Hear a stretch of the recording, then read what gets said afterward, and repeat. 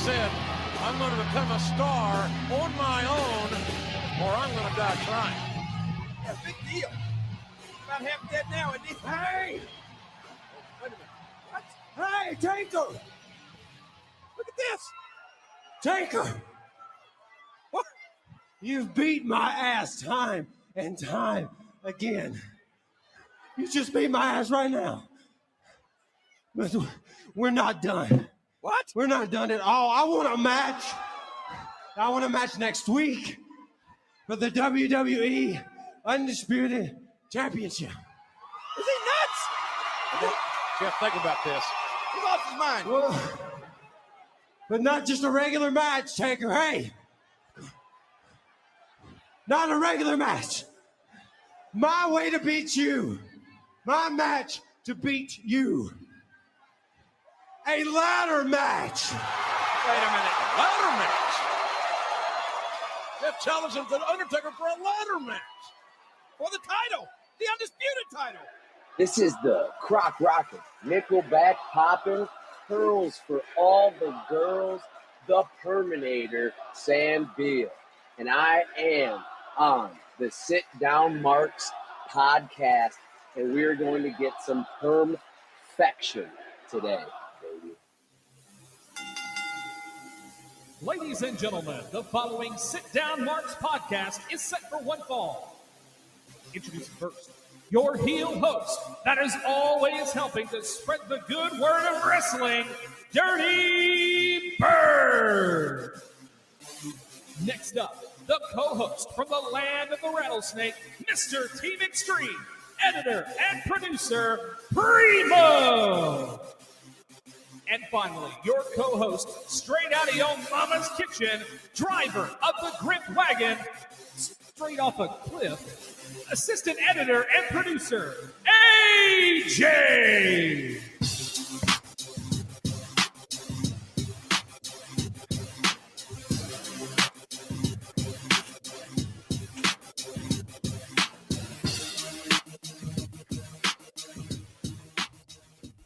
What's going on, people? Episode number 74 of the Sit Down Marks podcast. Gather around, man. We got a big time pod planned for you today. Me and the boys are here for you, AJ and Primo. Primo, by the way, brother, happy birthday, Lucha Daddy. Thank you. Happy birthday. Double tray. 3-3. They all 3-3. You know, my favorite thing about that intro was when Jeff goes, "You've been beating my ass a lot lately." He says, "You just beat my ass right now." You just beat my ass? He just got done with having a match with him. Now I want a title shot after you beat my ass. Okay, sure. Get on in here and shake my hand, boy. That's right. Yeah. Yeah, good stuff. We're going to be talking about that lately. Yeah, big pod today. I want to thank all the sponsors and everyone listening to all the podcast platforms out there, including Apple Podcasts, Spotify, Stitcher, Google, all those good ones. And as always, SportsWire Online Radio on Fridays, right before the Thomas Bryce Show and throughout the week. If you love us, if you hate us, if you kind of like us, if you don't like us, leave us a review on whatever platform you're listening to. Since we're talking about all these platforms. So Right. How you boys doing today, man? Feeling good? Lots of things going on in the wrestling world going to be talking about. Yeah. AJ, you Yeah. had a poopy day, but we're going to fix that. You're not froze. No, I'm not Lying. frozen. I can see your finger. I thought that there was like a clock in the background. Like I don't have any clocks in my house. Yes, No clocks. I had a bad day, but I'm feeling good now. Feeling much better because I get to talk wrestling with the boys. That's right. For sure. Cheers anyone up. If they're Lucha Daddy, sane. did you party your ass off this past weekend for your Trey birthday? Lucha Daddy did not party his ass off. What did I even do? Eat a meatball sandwich, take a nap. You're old now, Wow. so hangovers last 2 days. Let's They see. rub your belly. Miss Primo made me some bang bang chicken for dinner and some I bet she did. some fried rice, and then she also made me some at the request of moi, because she is an excellent baker. She made some tres leches cupcakes for me. Oh, So- She's getting fancy. Delicioso. She has her own cake business. So He's pretty good at those things. And why have I not had any? I will grab them cakes. Oh, look at Let's that. just say, I grabbed them cakes a few times, at least twice. I got 2 kids, so. Hey, Now you gonna grab them cupcakes. That's right. since you're off the. But no, for the birthday, I sound think bites. I just nerded out and sat at my computer all day and chilled. It sounds like a good birthday, actually. Yeah. Let's get this thing rolling, man. Let's see what the old jukebox has in store for us this week. Something good. Jukity box, is it good? Jukity box. I hope so. Oh, Don't let me down, Jukity box. Jukity box.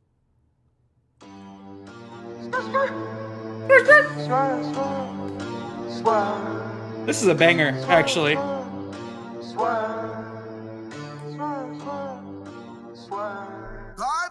Top rope, catch a vibe, catch a foot when I drive. Big pressure, I apply. In the ring, you won't survive. Yeah, I swerve when I drive. Yeah, I swerve when I drive. There you go. Little swerve, Scott, Jukity box.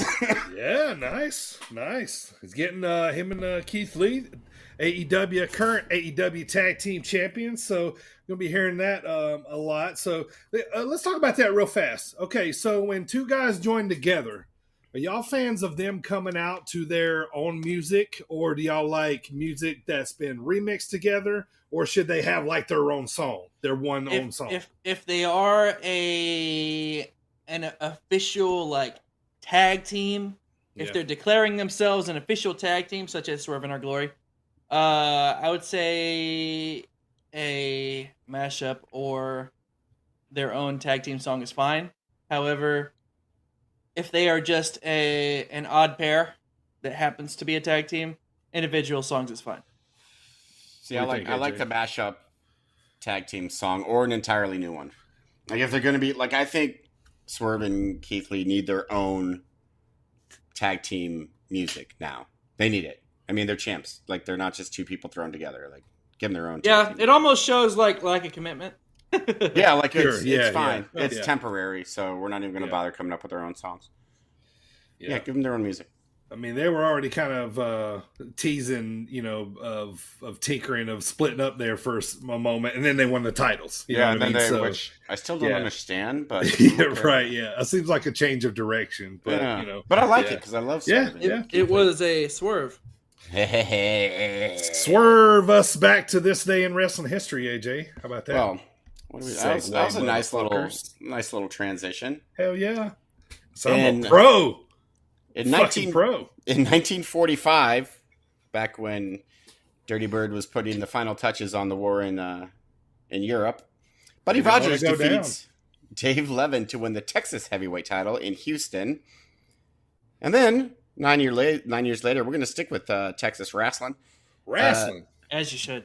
Duke Kiyomuka and Tony Martin defeat Iron Mike, Ted DiBiase, and Danny Plechas to win the Texas Tag Team titles in Houston, ending DiBiase and Plechas' second reign. And then there's more on the show, but I don't really care. We're going to skip ahead to 1969.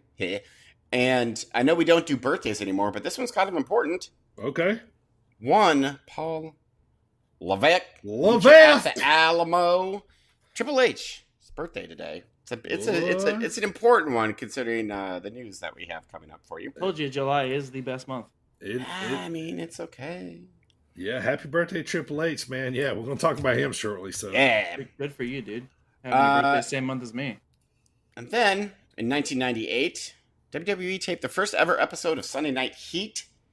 And it was the first time that Shane McMahon was ever Shane McMahon. Because before he was just like a commentator. Or, they never actually acknowledged that he was Shane McMahon. He was just Shane. He's just a guy. Yeah, just a guy. And then they started with the SpongeBob layers that you don't like. I love Heat though. I mean, we had a month of watching Heat. No, I like Heat too. I like Heat. It was great. I was gonna say it was like pre-show before there was pre-show to pay-per-views. Yeah, we should do a month of Velocity. We should not do a month of Velocity. Can we find 4 good Velocities? No, we can't. Maybe we should find the 4 worst. Ooh, see, that would be fun. That might be a flip script. There you go. I like that too. Now you're talking, Primo, parentheses, Luchadeki, close parentheses. Finally, and this one was also relevant for today, in 2002 in Philadelphia, Pennsylvania, Low Ki became the first ever Ring of Honor champion. He won after a 4-way 60-minute Ironman match against Doug Williams, Spanky, and Christopher Daniels.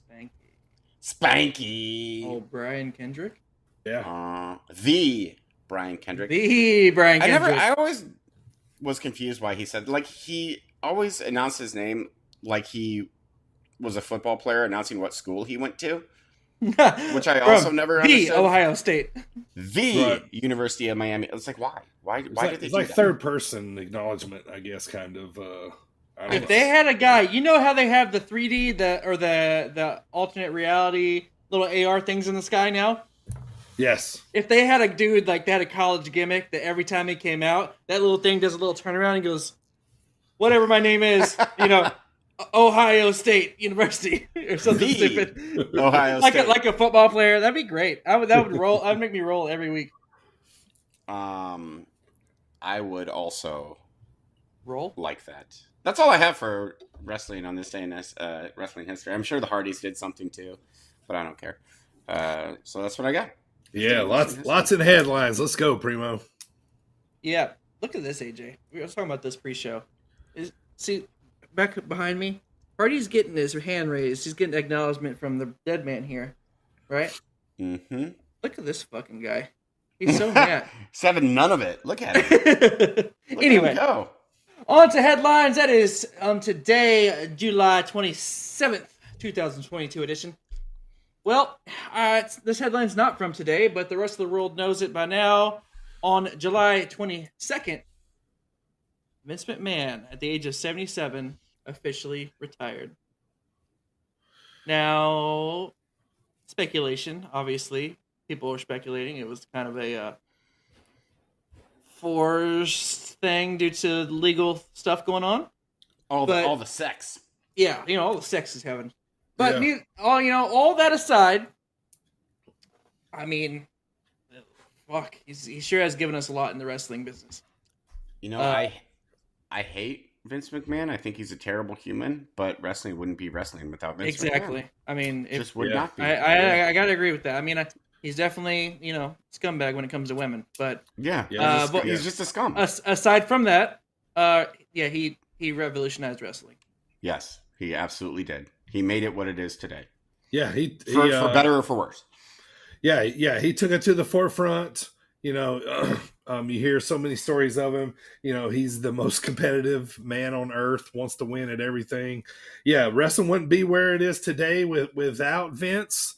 It sounds to me like, this is just my guess, I think that he stepped away. One, it was probably getting close to time. Two, yes, all these women things, it's probably going to get nasty. We don't even know much yet. Yeah. You know what I mean? We don't even know much yet. Right. And then more three, more keeps coming up. Yeah. Yeah, more comes up. Yeah. And three, I think he probably did it for the betterment of the company. Just disassociate yourself. Yes, you'll always be the WWE, owner, but we're trying to move forward here. This has nothing to do with the company. This just has to do with you. Mm-hmm. So that's the thing. It's a publicly traded company now. Right. They report to a board of directors. Sure. So I'm sure they were like, hey, dude, you got this negative vibe going. What the fuck? Can you remove yourself from this so that we could still go forward? Yeah. And the plan was Triple H, for, a long time, now. And so I think it was, I don't know. I'm glad. Just disassociate yourself. He's gone. Yeah. So there's more to talk about. So in light of that, in the same announcement of his retirement, there was the announcement of the new co-CEOs, Stephanie McMahon, obviously Vince McMahon's daughter, and Nick Khan, the co-CEOs. Which, I'm probably gonna sound super ignorant here. Obviously, I've heard the Nick Khan name over the past little bit now. I don't even know where the fuck this guy came from. Nick Khan's, he's been there for a while, and he's the one responsible for the NXT 2.0, basically, such as it is. Like, a fan Right. or not a fan, he's the one who basically undid I'm not a Nick Khan fan. I think he's Vince Russo 2.0. Yeah, he's been Vince's kind of like right-hand man for But quite a while. CEO of the fucking company. Yeah, there's speculation that he may step down too. That Vince is gone. I hope so. I am not a fan of him. But So, speaking of promotions and the undoing, well, maybe there would be some redoing because Triple H was actually given his old job as EVP back and head of talent relations. And then it was reported on Monday, July 25th at 9 a.m. that 3H's was also made head of WWE's entire creative.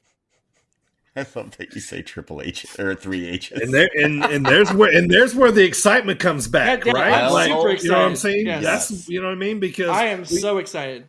Yep. Yeah, and not just because of name, like we've already seen what he could do. You know, we were all into the NXT that he basically built and and loved and this is like brand new, fresh excitement.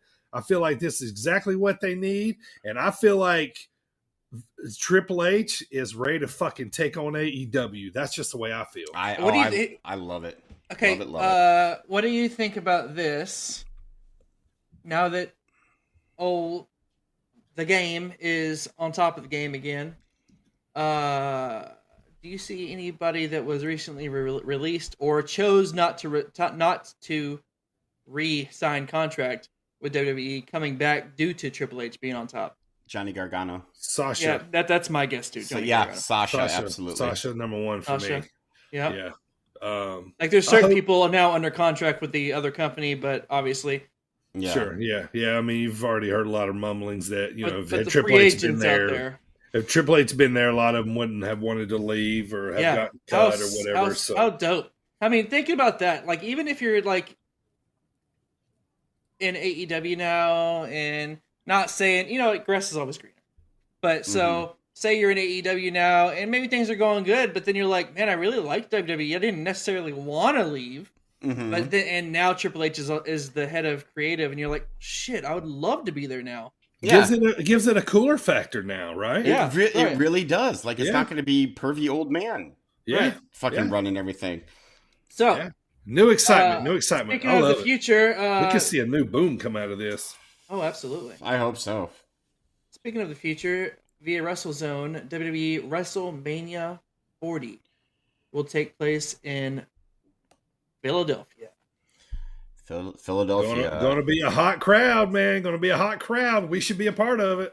I agree, man. Let me absolutely agree. Let's see here. Philadelphia is 149 miles from my house, which would take approximately... Well, we ain't driving. Like 2 hours. 2 hours, dude. Oh, if I'll drive you come here, you stay with Lucha Daddy, and then we just drive up to WrestleMania. How cool would that be? That would be cool. I'm in for that plan. Yeah, I'm going to LA for this is a 2-year plan. So this one will be 40. You said, I will right? say 40. I will say, I mean, I do still if the Rumble is in Alamo Dome this coming year, then that might be a prospect too for me. Fuck Texas. I'm sick of Texas. That's all of the only date or location I think people talk about keeps popping up. It's just I mean, they best be announcing it. We're getting close to 6 months away already. Yeah, yeah. They're announcing fucking WrestleManias of different years, and not even Royal Rumble. Yeah, they're just skipping over. So Riddle has been deemed injured, therefore postponing the SummerSlam matchup with Seth freaking Rollins this coming weekend. However, now take this for a grain of salt. I'm not really a Meltzer follower, but Dave Meltzer has said now, if this means anything to you, he's said that the decision was made to remove the match and that the injury isn't necessarily real. I didn't think it was a real injury, but I wasn't sure. But I don't understand why they're taking off one of the only matches that I know that was going to be a fucking banger. Yeah. Yeah, it seemed a little worked, you know what I mean? But it was, I think, the one match that we're all kind of excited about because it's a kind of a toss-up, you know what I mean? Like, we don't really know who's going to win, but I think they got different plans for Seth now. Like what, though? What are you going to say, AJ? Two guys that what? Kind of hot right now, too? Yeah, and they're the two of the best workers in the company. The match was going to be fucking awesome. It was going to steal the show. Sure. Sure. And now we don't have it for reasons. Better be some good goddamn reasons. Speaking of people that are under contract with AEW, Tony Khan said this. Said recently on Busted Open Radio. That's $10. Busted Open Radio. Yep. Yeah, Adam Cole and Malachi Black are under contract until 2027. Nice. Oh, I didn't realize they 5 years. Signed. What if Seth comes out next week and he's like, all right, boo-hoo, Riddle's hurt.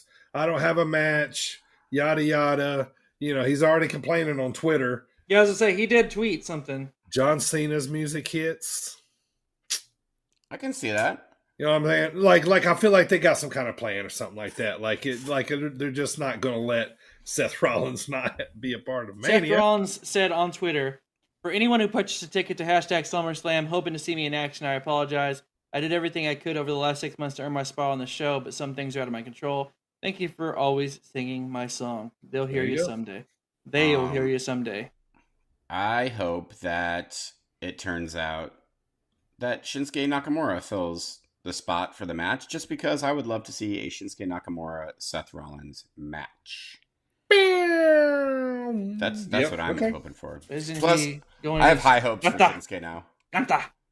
Ooh, that'd be cool. I would like that match too. So, and finally in the headlines for July 27th edition. Good. This is a weird one. Not necessarily weird, but like kind of dumb. For Ric Flair's last match, he has guaranteed that he will be coming off the top rope at some point. However, he had to be talked out of doing a top rope dive to the outside by his daughter Charlotte. Is he trying to kill himself? He said he was going to do it, and she was like, "No, that's where I draw the line. No, fuck no."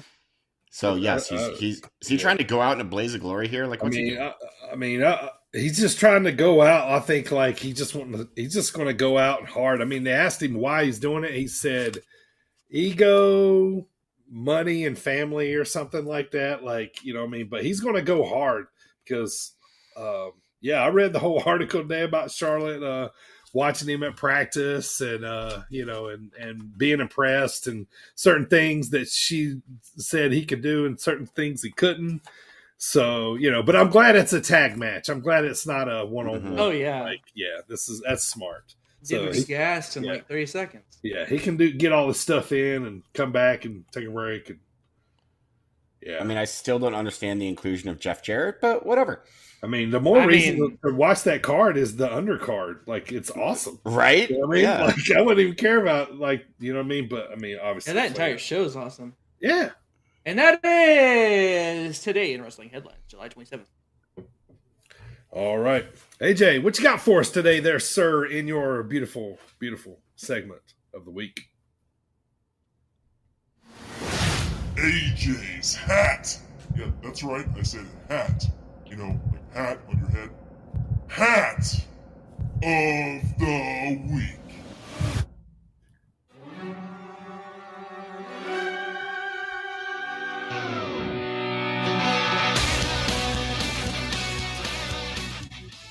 Oh my God! Yeah! So, I don't know. I mean, for those of you watching, you can see this right now. But for those of you listening, what I am currently wearing is a Daniel Bryan hat that is also a beard. It has a furry bill, much like Daniel Bryan's beard. It says, yes, yes, yes on the side here. This is the dumbest fucking thing I have ever purchased in my entire life. Oh, no. I look like the fucking barbarian when he used to come out with his fuzzy, boots and vest and stuff. It looks like you got a really high mustache. I look like a fucking TikTok kid with his hat on backwards and his fucking fluffy hair coming out of the front. You remember whenever he was called the Flying Goat or whatever? Yes. And he had the fur on his boots and stuff? That's what that reminds me of. By the way, I'm amassing a nice little collection of just the dumbest wrestling odd wrestling memorabilia. Is this an eBay find? Did you find this on eBay? Oh yeah, $30 on eBay. What did you type in? God. I want to know the search. It was dumb wrestling products. Oh, don't you guys worry. There's 5 more things that I bought with this hat. Each one dumber than the last one. All right, so it's a Daniel Bryan hat, and imagine like a fake beard all over the Beale of the hats. Like It's a furry hat. It's fantastic. It's is what it is. amazing. I thought Oh my maybe you'd God. take it off and like put it on as a beard, or but no, it's just What you need to do is wear that to a show or something. Oh, I'm absolutely going to. That is amazing. Wait, hold on. Let me get the beard. Can you out of spike my it up? eyes. Can you put some gel in it? I mean, dude, with that hat on, save some women for the rest of us. Oh, I dude. know, You'll be right? pulling No, them sorry. in. Sorry, guys. Nope. I mean, look, I got it styled. That's now. kind of how I used to style my hair. Ladies. Like that. You used to It's- style you're your hair like the this? inverted Joe Dirt. Joe Dirte. This is all Joe party in the invert. front. Joe invert. Joe invert. Look at that. Yeah, all the party in the front. Easy, ladies. Easy, There's ladies. no business. Don't, better lock your door, AJ. They're It's gonna be fantastic. Hats. Wait, hold good on. for you, man.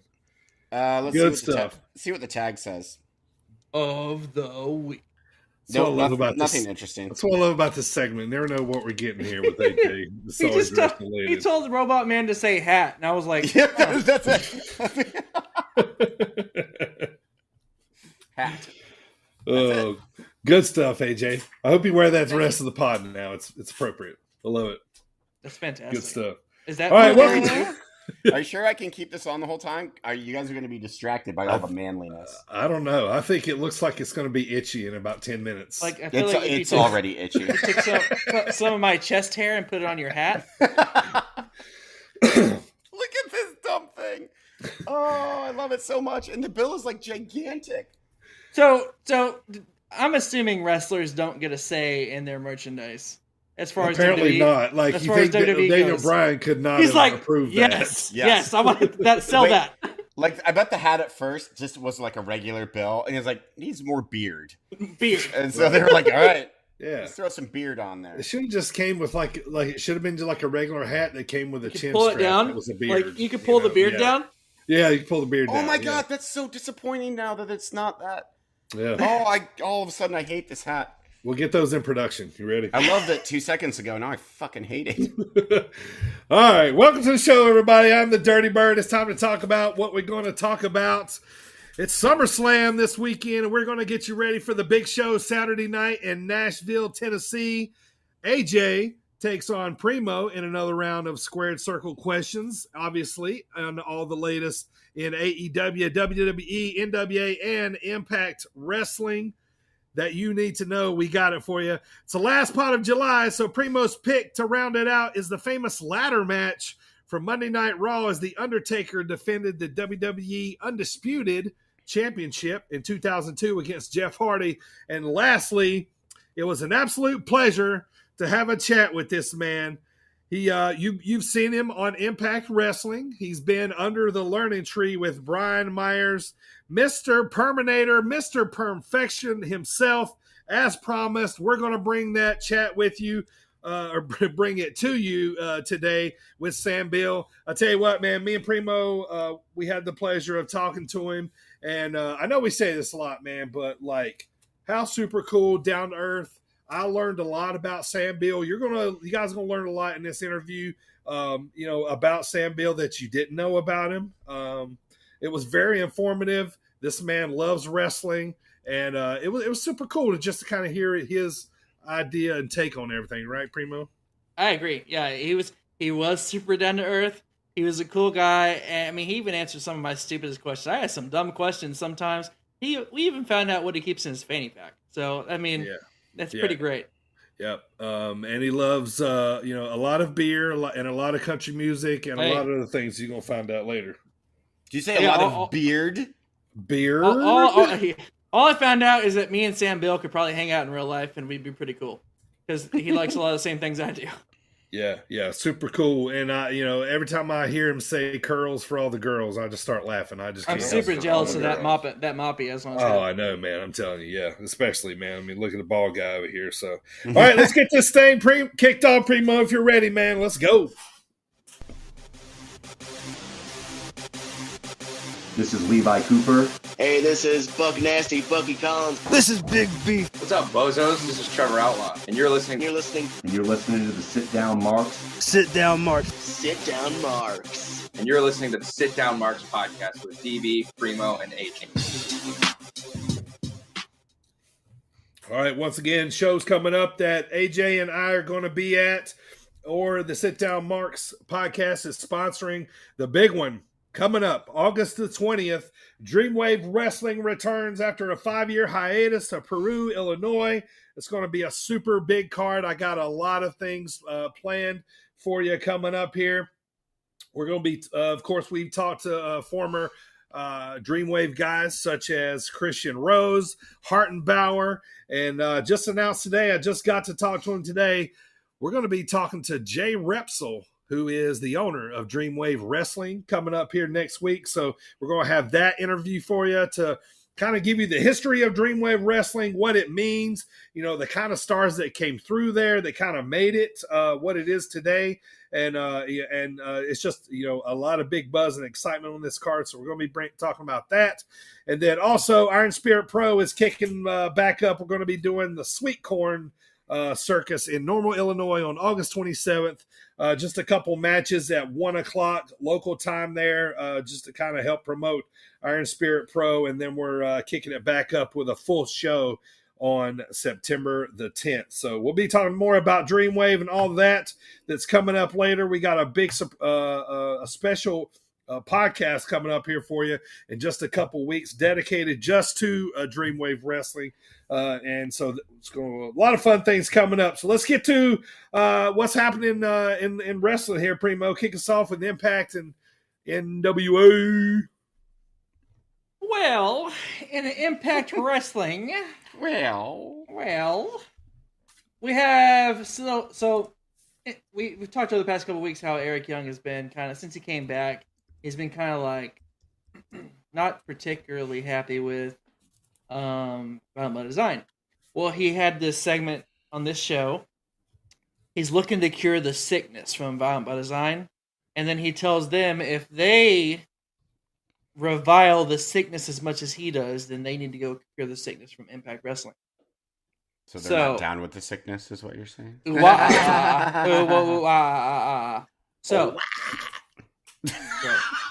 That was awful. How bad did that hurt your throat? I didn't want to go for it. That's why I didn't do that. Yeah, nope, that hurt. Masha Slamovich defeated Madison Rayne. Yes. Love her. Yes, absolutely. Next week, Killer Kelly will be coming to make her Impact Zone debut. Hell yeah. Sami Callihan attacked Macklin backstage, but it backfired on him when Moose got in the mix, and then Moose and Macklin double teamed Sami until Sami did like the thing with his cell phone where you like press a button and then like the lights went out and then Sami Callihan disappeared. So and then Macklin's like, "Damn it, Moose!" Like it was Moose's fault, but it's not. Right. Yeah. He's like the cyber. Right. Right. You know. I get that, but that's not how that works. I have a degree. I have a degree in this stuff. That's not how it works. You can't do that. Yeah. That is just false. And finally, Kushida will make his Impact in-ring debut next week as he will take on Rich Swann. The fans don't know because they don't know the secrets. I mean, y'all know that when he was on NXT, but yeah, we'll see what Impact. Back when he was Marty McFly. We'll see what Impact does with it. I mean, he's still gonna do the same time splitter shit. You know what I mean? Like time shitter shit. Shitter's full, dude. He looks like shitter's full. If you don't watch Impact Wrestling, it's enough to watch Impact Wrestling just to see Joe Doring's facial expressions every week. Like, they make me laugh, dude. He always looks like he ate a pile of shit when he comes out. Yes. He's got even during that segment where Eli was talking to him, because Diener was the one talking back to him, and Doring's just standing back there with his hands on his hips, not saying a damn word with his facial expressions. Just eating shit. Yeah. Listen, he's got a jaw full of shit. It's like, hilarious, man, hilarious. Like I can't help but look at him the whole time. Yeah, so funny. Moving on, NWA Power. NWA Power, we had Taya Valkyrie defeating Kylan King to become the #1 contender, and she will go on to face Camille at NWA 74 for the Women's Championship. I think that's in St. Louis. I think it is. It's like a two-day St. Louis in August. So yeah, it's a pretty big card there. The Commonwealth Connection defeated the Dirty Sexy Boys. Do y'all remember who the Dirty Sexy Boys are? No. It is JTG and Dirty Dango. Dirty Dingo.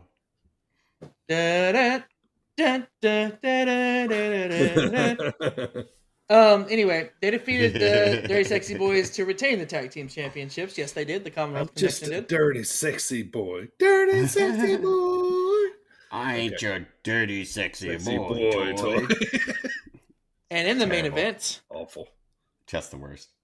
Camille retained her title against Chelsea Green with a Matt Cardona in her corner. I like Chelsea Green. Yeah, I do too. She's putting everybody over, though. She Sure lost to Billy Starks the other night, too, in a local show. And that is... Shut up. It is Impact and... What was the other show I do? NWA Power. I thought you were like stretching out the end. And I didn't think you forgot. Yeah. All right, AJ, roll us on into AEW. Well, first up, we have Dynamite. A couple of things worth talking about. One, yes, Darby Allin versus Brody King. I was shocked by this result.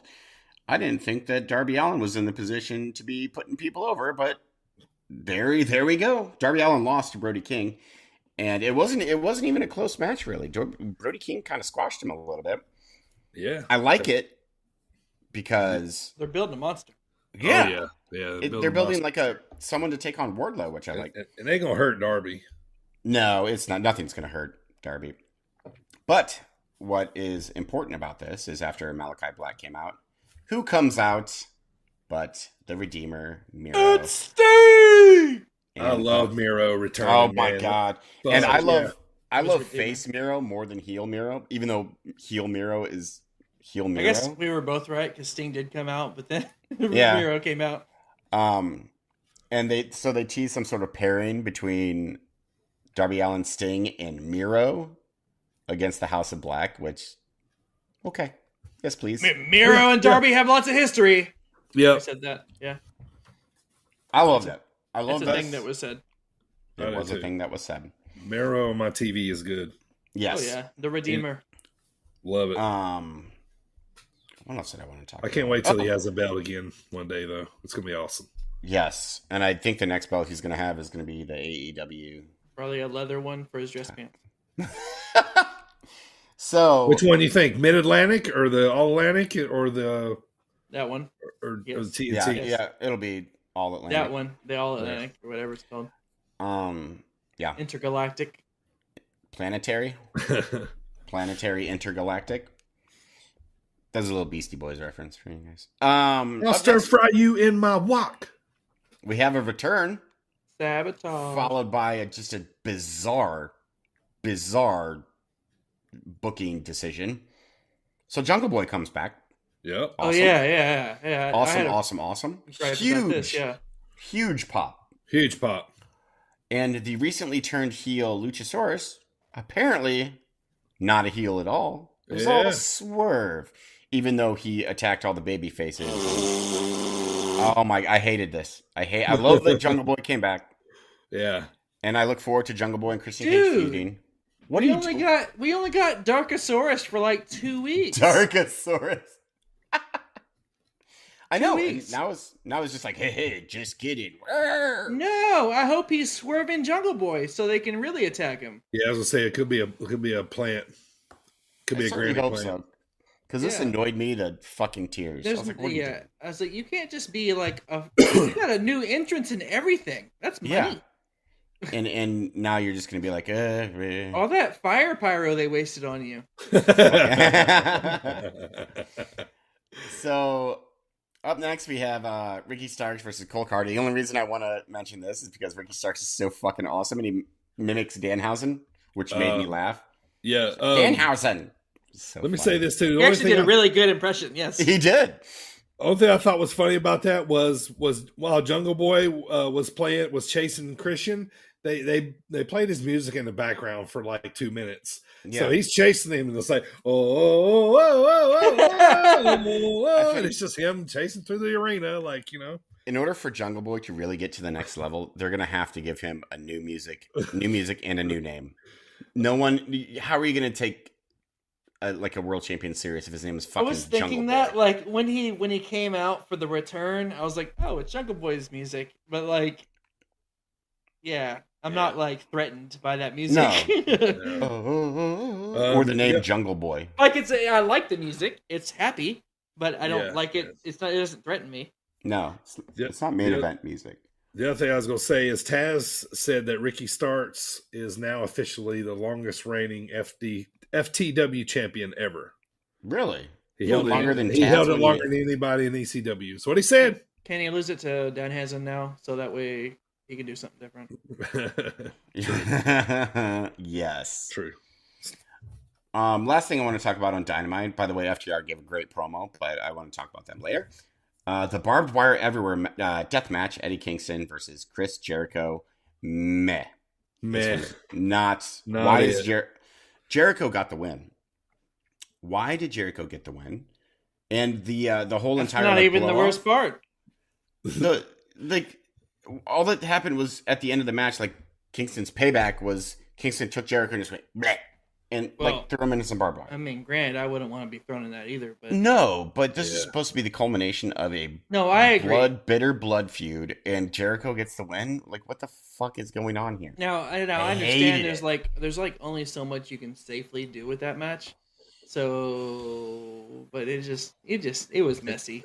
Yeah, and then the key botch by Tay Conti. So then they just went through the bars. They just went through the bars, and the camera's right on them too. I didn't think that Jake Hager was going to fit. Right? Yeah, the camera, they shouldn't even been showing that. You know what I mean? Like the people in the arena should have only been seen. The guy, whoever's in the TV truck should have been like, switch now, switch now. Yes, go to three. Like, as much as I hate Kevin Dunn, do you think he ever would have allowed that camera angle? Right. That guy would be fired. No. All right, yeah. So that was kind of funny. Yeah, I just wrote main event, LOL. Fuck off. Yeah. Like, Jesus Christ. He was the Painmaker, though, which is always fun. Sure. Yes, that was cool. So moving on to Rampage, I'm just going to skip most of this. We had an Adam Page sighting. Cool, in a tag match. Why not? So Lee Moriarty versus Dante Martin was a fantastic match because those two are amazing. It was good. Best match of Rampage. There's going to be a Lee Moriarty heel turn with Stokely Carmichael, or whatever the fuck his name is. Stokely Hathaway. Stokely Hathaway, there we go. Or I can see him in Tully Blanchard's. Which would be cool. Little gimmick that would work too, yeah. And then Christopher Daniels is back and he fights Jay Lethal. Jay Lethal wins and they hype up their match for Death Before Dishonor with Joe Samoa. Samoa Joe is what I was going for there. And that was all. Rampage was just filler. Wait. Samoa, they only call him Joe. You said you were going to talk about the FDR thing. No, I mean when I get to... I was going to say, y'all want to talk about the rap battle? Alex, what rap battle? What rap battle? Guns and the Gun Boys. I don't know what you're talking about. Man, this was funny, man. They what was funny? Max Caster and Billy Gunn's Billy Gunn's son. They had the rap battle. They had a rap battle? Yeah, on Rampage. You must have missed that. Yeah, you must have missed that. I bet you did. What happened during it? Well, I mean, they were just basically just cracking on each other. He was calling them ass boys, yada yada. And but I don't know. What I thought was the funniest was he told Max Caster that John Cena wants his gimmick back. So I thought that was pretty much on point. So I thought that was funny. So yeah, but that was all I had, man. So we got some the Death Before Dishonor.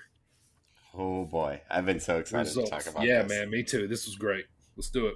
So, Death Before Dishonor, Ring of Honor, Death Before Dishonor. We're going to just go through the pre-show. Why not? Really quickly, we had Colt Cabana versus Anthony Henry. Did you guys watch the pre-show? You guys didn't watch the pre-show. Yeah, I didn't make it home in time. I sat down and literally it was coming on. Okay. Well, Colt Cabana pinned Henry.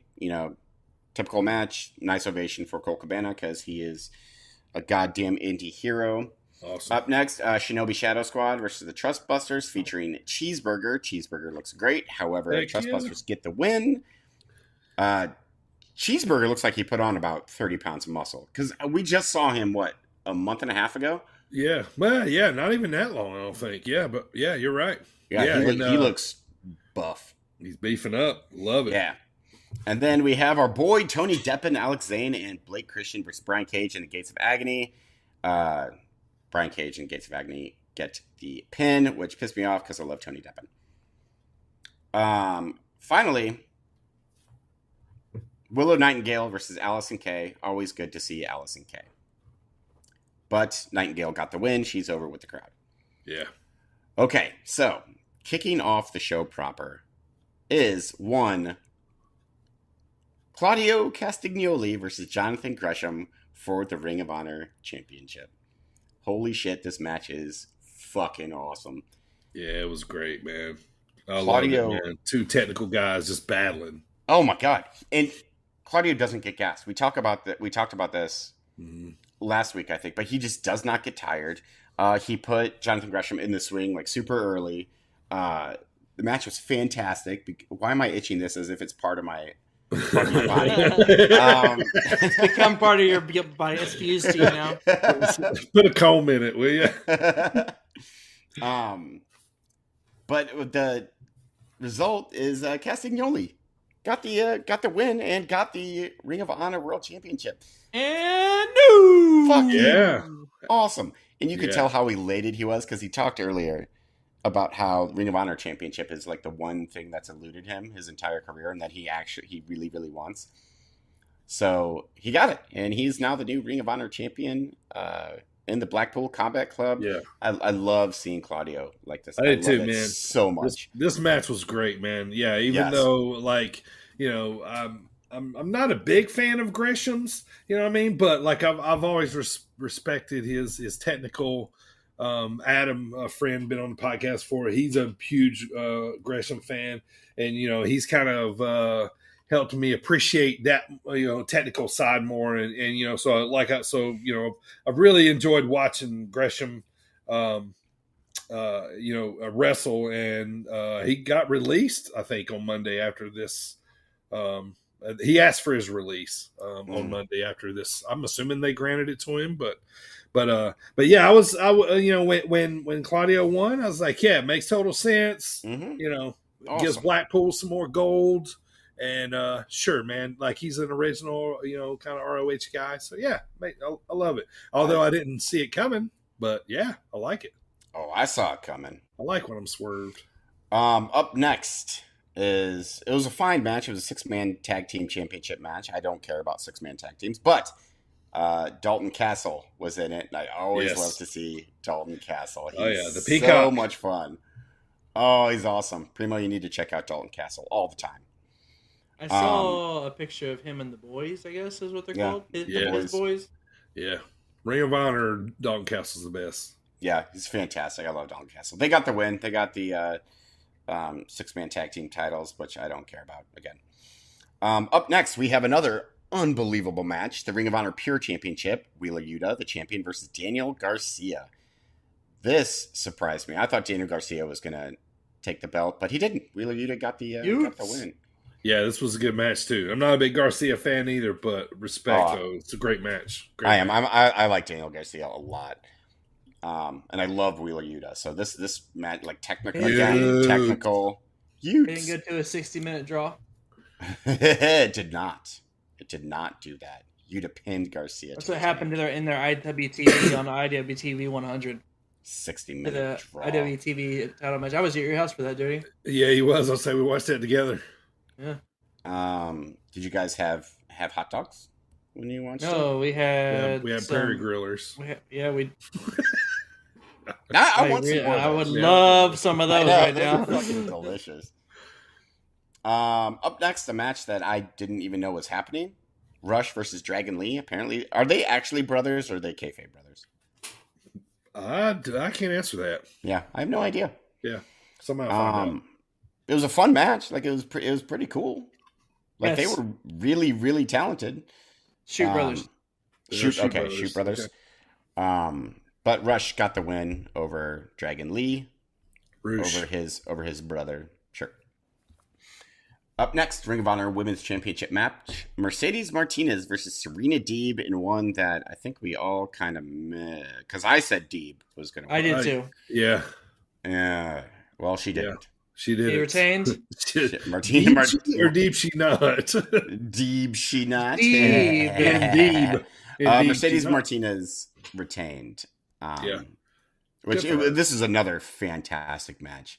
Like they beat the shit out of each other, which is what happens in a Serena Deeb match. They just beat the shit out of each other.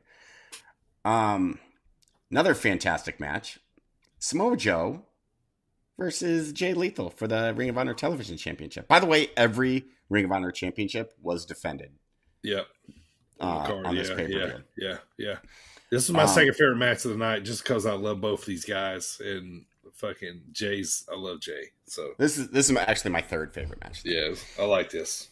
Like I wouldn't think that the Ring of Honor Championship match could be topped as my favorite match of the night, but it was actually second, which is we'll get to that. It was a good match. Joe submitted Jay Lethal to win. There was no outside interference, which surprised me. Mm-hmm. I mean, there was, but it didn't matter because Samoa Joe's fucking awesome. And I like that Joe's using the Muscle Buster again because he should, because it's a safe ass move and he should always use it. Right. Like he really should. Okay, so this brings me to not only was this match of the night, this is match of the year contender. 2 out of 3 falls for the Ring of Honor Tag Team Championship. FTR versus the Briscoes. Holy fucking shit. I could watch this match back to back to back to back. I watched it 3 times. Oh man, it was so good. Like every FTR match I'm watching lately, like when it's over, I'm like disappointed. No, but it was just amazing. It's that good. Yeah. After I watched this, I was like, is FTR the best tag team of all time?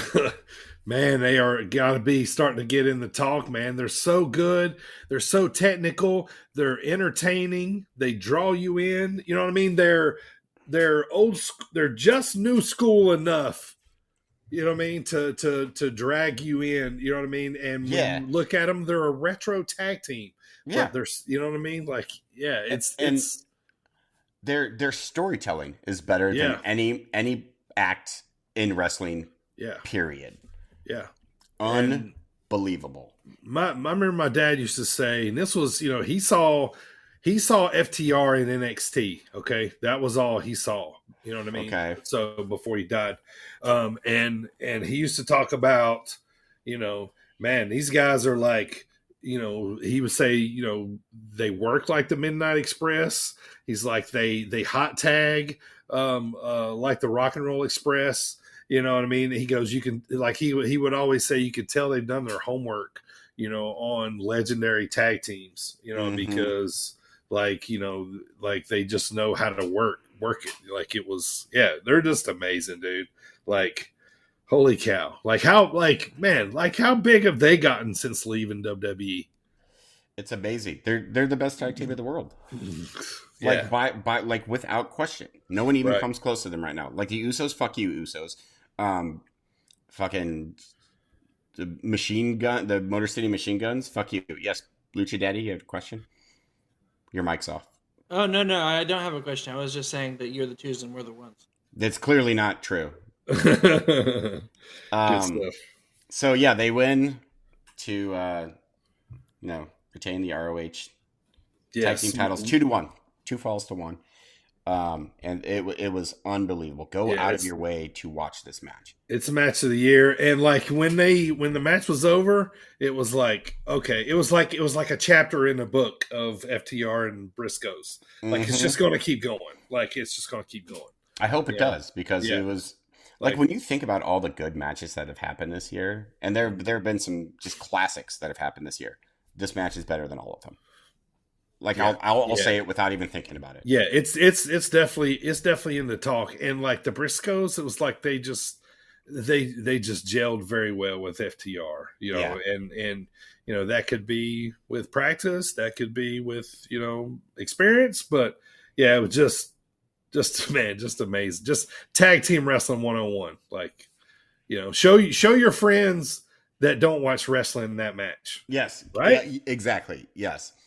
So that is the Death Before Dishonor pay-per-view, and I don't know if we're going to smelly market it or not, but I am.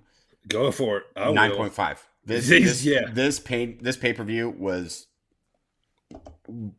either the best or tied for the best with AEW's Forbidden Door. It was that good of a pay-per-view. I got to give it a 2.3. You shut your dirty lucha mouth. Just kidding. I didn't actually watch it, so. Yeah. I watched the beginning and the end, man, and yeah, it's a solid 9. According to the hype, by the hype alone and the results alone, I would give it. Yeah, at least. It's a 9 with just the matches, not even storylines involved. The matches were just incredible, man. You could tell these guys are hungry, man. Just laying it out there. You know, it's almost like, you know, if Tony finds a network for ROH, I could see it kind of splitting off, like being like its own thing. And it would be like yeah, you know, with the way he could move interchange with AEW guys and that kind of stuff, man, it could be a really awesome show, man. You know what I mean? Like, yeah, it could be really cool. The show was fantastic. Yeah, it was. Absolutely was.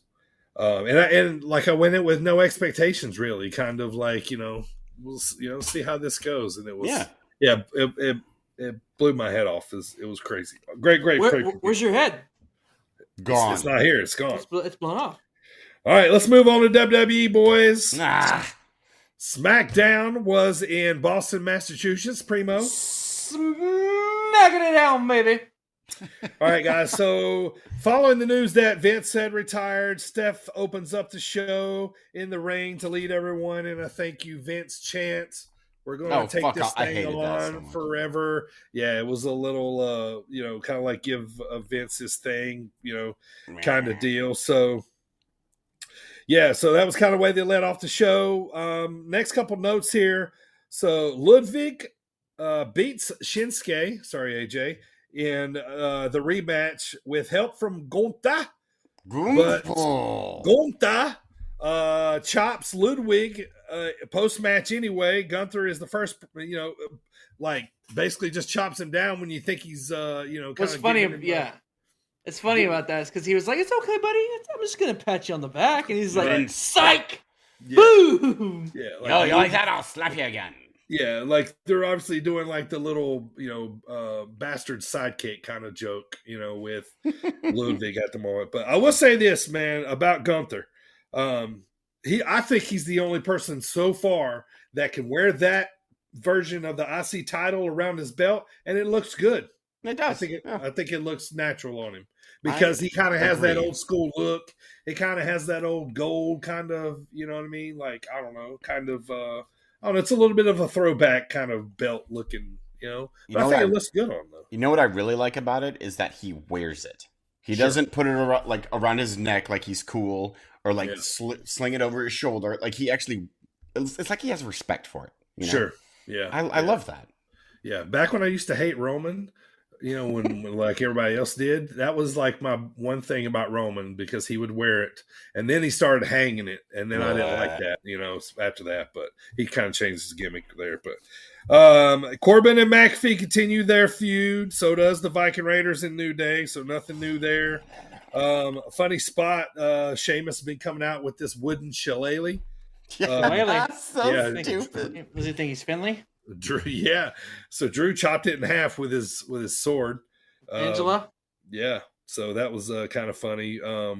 They are wrestling next week, and the winner of that gets to wrestle the champion at Clash of the Castle. But shocker, it's already been announced that Drew's facing the winner at Clash of the Castle. So they messed up there. Main event. Usos and Theory are Usos. Are they the ones, Primo? We the ones. You the twos. We the ones. You Sorry, the I was looking. I was looking. Cause you're the twos and we the ones. Slow jerk. No, that button got shuffled around a little bit. All right, back on it. All right, Yeah. so they wrestle the Prophets and Madcap Moss. But basically, what happens is late in the match, Theory gets out his Money in the Bank suitcase. He hits Madcap with it. Brock's music hits. He comes out and F5's Theory and then beats him up and then F5's him on top of the Money in the Bank briefcase. And then he F5's him again.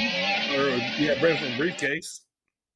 And that was it. That's all you get. Brock smiles at the camera as the show goes off. So there's your SmackDown. Hey, you guys want to hear my Jay Cutler impression? You know, I mean, neither of you are Jay Bears. Cutler, the football player? Yeah, like neither of you are Bears fans, but you want to hear my Jay Cutler Since impression? we're talking about football, sure. Don't care. I don't care. Like that was Jay Cutler. Like someone said something to him in a press conference. That's all he did. He went, "Don't care." So that's my feeling. Like that's my feeling towards everything that happened. No shot there. Who's there? Didn't they have a backstage? Oh, was that on SmackDown or Raw? I guess it was on Raw. Go ahead. Continue. All right, so Raw was at MSG. This was the go home Raw for SummerSlam. So right off the bat, Roman enters and he lets Paul talk. Paul says, just acknowledge me. That's right. He talks about kind of everything that's coming up this weekend. New York. Paul's a New York guy, so as soon as he got the mic, crowd went nuts. But Theory interrupts and Roman tells him, "Daddy isn't here to protect you anymore," and the crowd fucking loved that line. My favorite thing about that was fucking Paul dying in the background. Paul was dying in the background, yeah. So that was kind of funny, funny line there. Of course, he's referring to Vince leaving, and then Theory Who's your daddy? Theory ends up mixing it up with Jey Uso as the Bloodline kind of goes to leave the ring. Wait, but yeah, go ahead. Did I skip what? Let me do my thing. Cause you're the twos. Yeah, you're two right now. Let me be one. I was just saying if you skipped over the Miz and Logan Paul thing. Might have been intentional. Patience, Lucha Daddy. We'll get there. Young grasshopper. You know I'm so invested in that one. Right. You? He must be. He's asking when we're going to talk I know. about He's it. like, Logan Paul. No, the only Fucking reason Mark. I do want to talk about it is because for once they opened a show with something like that, a brawl or something, rather than a promo. Well, Hey, let's just get I to wanna it since talk you're so about Logan antsy. Paul. We'll jump to it. Logan Paul hosts Impulsive, which is like his YouTube. That's the end of the show. Some show, whatever. Yeah. Okay. Well, whatever it was at the beginning of the show, I didn't think was important enough to talk about. Because I don't have any notes on that. That was all I got. was the show, and Maurice was on it. Miz and Ciampa attack Logan, and they basically leave him lying. He does his finisher on him, leaves him. That's what I got. What do you got for it, Primo? No, I said finisher. What I said was, first of all, his finisher. The Miz's finisher? Yeah, I couldn't think of the name. Skull crushing finale. Skull crushing finale. Yeah. Put some respect on the Miz. Yeah. Also, no, it was just cool that they opened it up with a brawl rather than opening up to a promo immediately. Wait, I'm sorry. What was Logan Paul's talk show called? Impulsive. By the way, it looked like he was throwing some punches. Who was the brawl between? The two people you just spoke about. Logan and Miz. Yeah. And you're pumped up that they let off with a fight between them two. No, I'm pumped off. I'm confused. I am too. No, I'm only pumped that they did us a different direction to begin the show. But it was a terrible direction. Okay, y'all are missing the point. I think you're an inside Logan Mark. Fuck the characters. I don't care who the characters are. It could have been Dewdrop and fucking Carmella, but they started with a brawl in the beginning of the show, and that was cool. That sounds like something a Logan Paul fan would say. Just gonna throw that out there. I hate Logan Paul. Okay. I thought, did you guys, I don't know if you guys knew this or not, but the camera caught Brett Lauderdale in the crowd, who is the owner of GCW. No, I didn't see that at all. Yeah, I thought that was kind of funny. They were in New York, and I saw somebody on Squared Circle. Because a lot of times during Squared Circle, or if I'm watching Raw live or a pay-per-view live, I'll hop into the live chats on there and see what people are saying. And somebody goes, I'm pretty sure they're in New York. I'm pretty sure I just saw Eddie Kingston in the crowd. But the awesome. funny thing about this, though, is Theory was on the whole first hour of Raw. Between talking, the segment with Roman, and then, he had a little thing mixed up with Drew. You know, they were in a tag match, but he was literally on the whole first hour. And then also tonight was the Rey Mysterio celebration night. He got beat up by the Judgment Day. They got the win first, though. Yeah, he got the win. Oh, but you can't gloss over the fact that Rhea Ripley returned. Yeah, Rhea Ripley returned. I'm not glossing over the fact. I was just going to get to the point where she had the "I'm Your Poppy." Yeah, I mean that was cool too. And the gift of the Phantom outfit from Halloween Havoc. The onesie. Yeah, I did like that. Yep. So glad to see her back. Ray had the purple throwbacks on or something like that from. Yeah, he did have throwbacks on. It was it was a tribute to that outfit.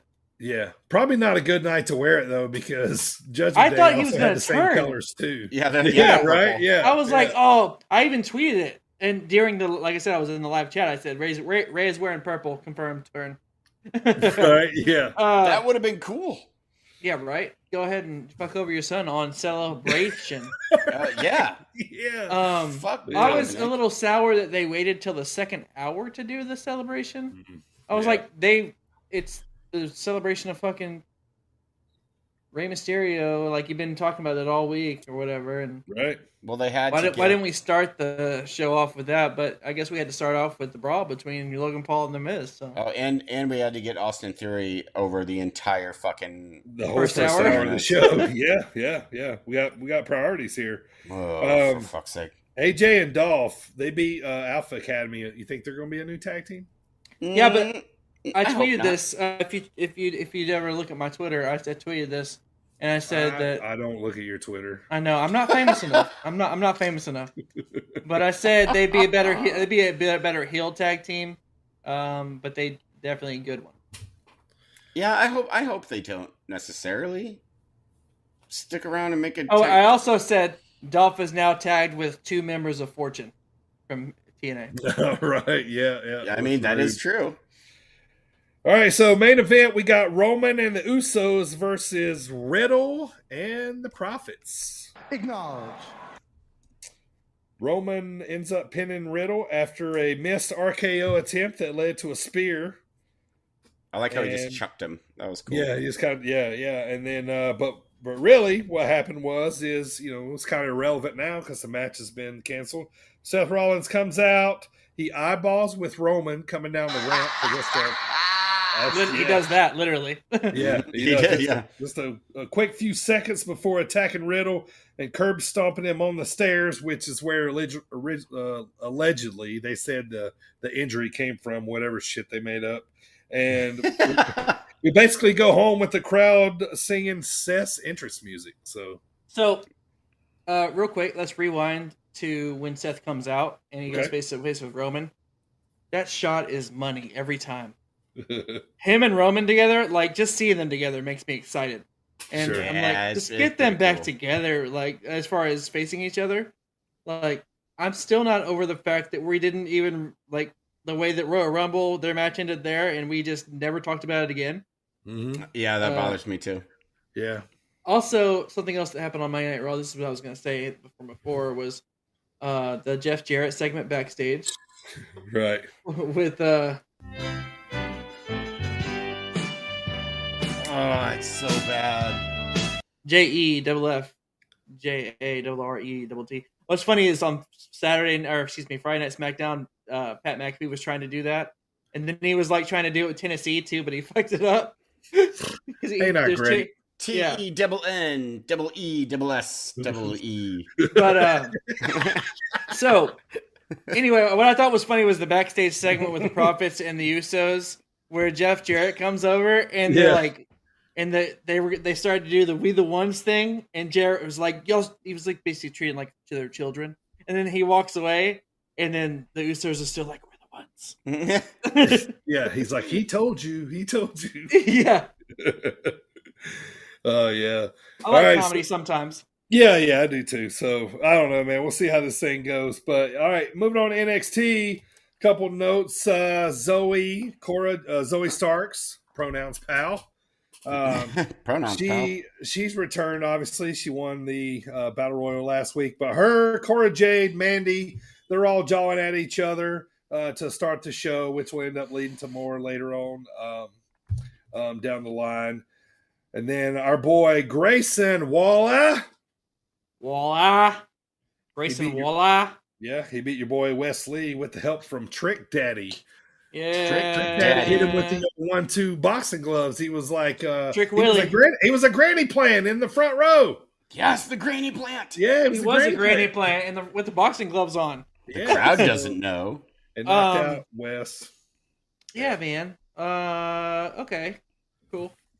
Did Trick Daddy wink after being a granny plant? Which you're like, no. Well, then he didn't. He did get in the ring with his boxing gloves, though. Yeah. So that was kind of funny. So obviously we got a little storyline starting there. Roxanne Perez returns. She's back to kind of avenge Cora and all that kind of little thing that they got going on. But next up, the best thing about NXT, Chase U is back on NXT. What we have right now is a teachable moment. Glad to see them back. Yeah, I was excited to see them back on.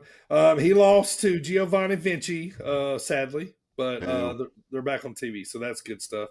And they're maybe kind of teasing a little bit of Nathan Frazier joining, maybe. So he's kind of like been, hanging out with them, and he kind of made the save at the end of the match. But they did announce NXT Heatwave in just coming up in about 3 weeks' time. So that was coming up. And then your main event, Tony D'Angelo's family beat Diamond Mine, who was they're circling the wagons. They're getting back together. They're back on the same page, allegedly. So we'll see what happens there. But afterwards, the kind of funny part, we seen Cora Jade drop the tag team title in the trash the other week, right? So funny enough, a little twist, a little spin. Coming out of the building with the tag team titles is Alundra Blaze, who famously put a women's title in the trash. Yep. So she kind of comes out, Toxic Attractions, yelling at her, "What are you doing? What are you doing?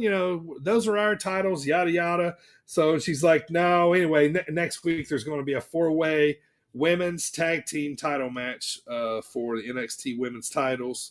So that's how they're going to play all that off. So that was NXT, boys. You guys got anything before we hop on over to SummerSlam? Let's get this card here. So obviously the Kurt Angle Trophy is up for grabs this weekend, so we're not going to be making any picks. Let's see what you could win. Let's see what you can win. Primo, show him the Kurt Angle Trophy, please. Hey, Jay, I can't wait to come home. Current champion. So whoever picks the SummerSlam card the best, as far as gets the most wins right this weekend, will take home the trophy. Let's start off hot, boys. We're not making any picks, but Roman Reigns versus Brock Lesnar for the WWE Universal Championship. This is the main event we're going home on for sure. A lot of when they first announced this match, there was a lot of disappointment from a lot of people. We've seen this one a lot of times before. Is this just another chapter, or you think this will be the final ending between these two? Nope.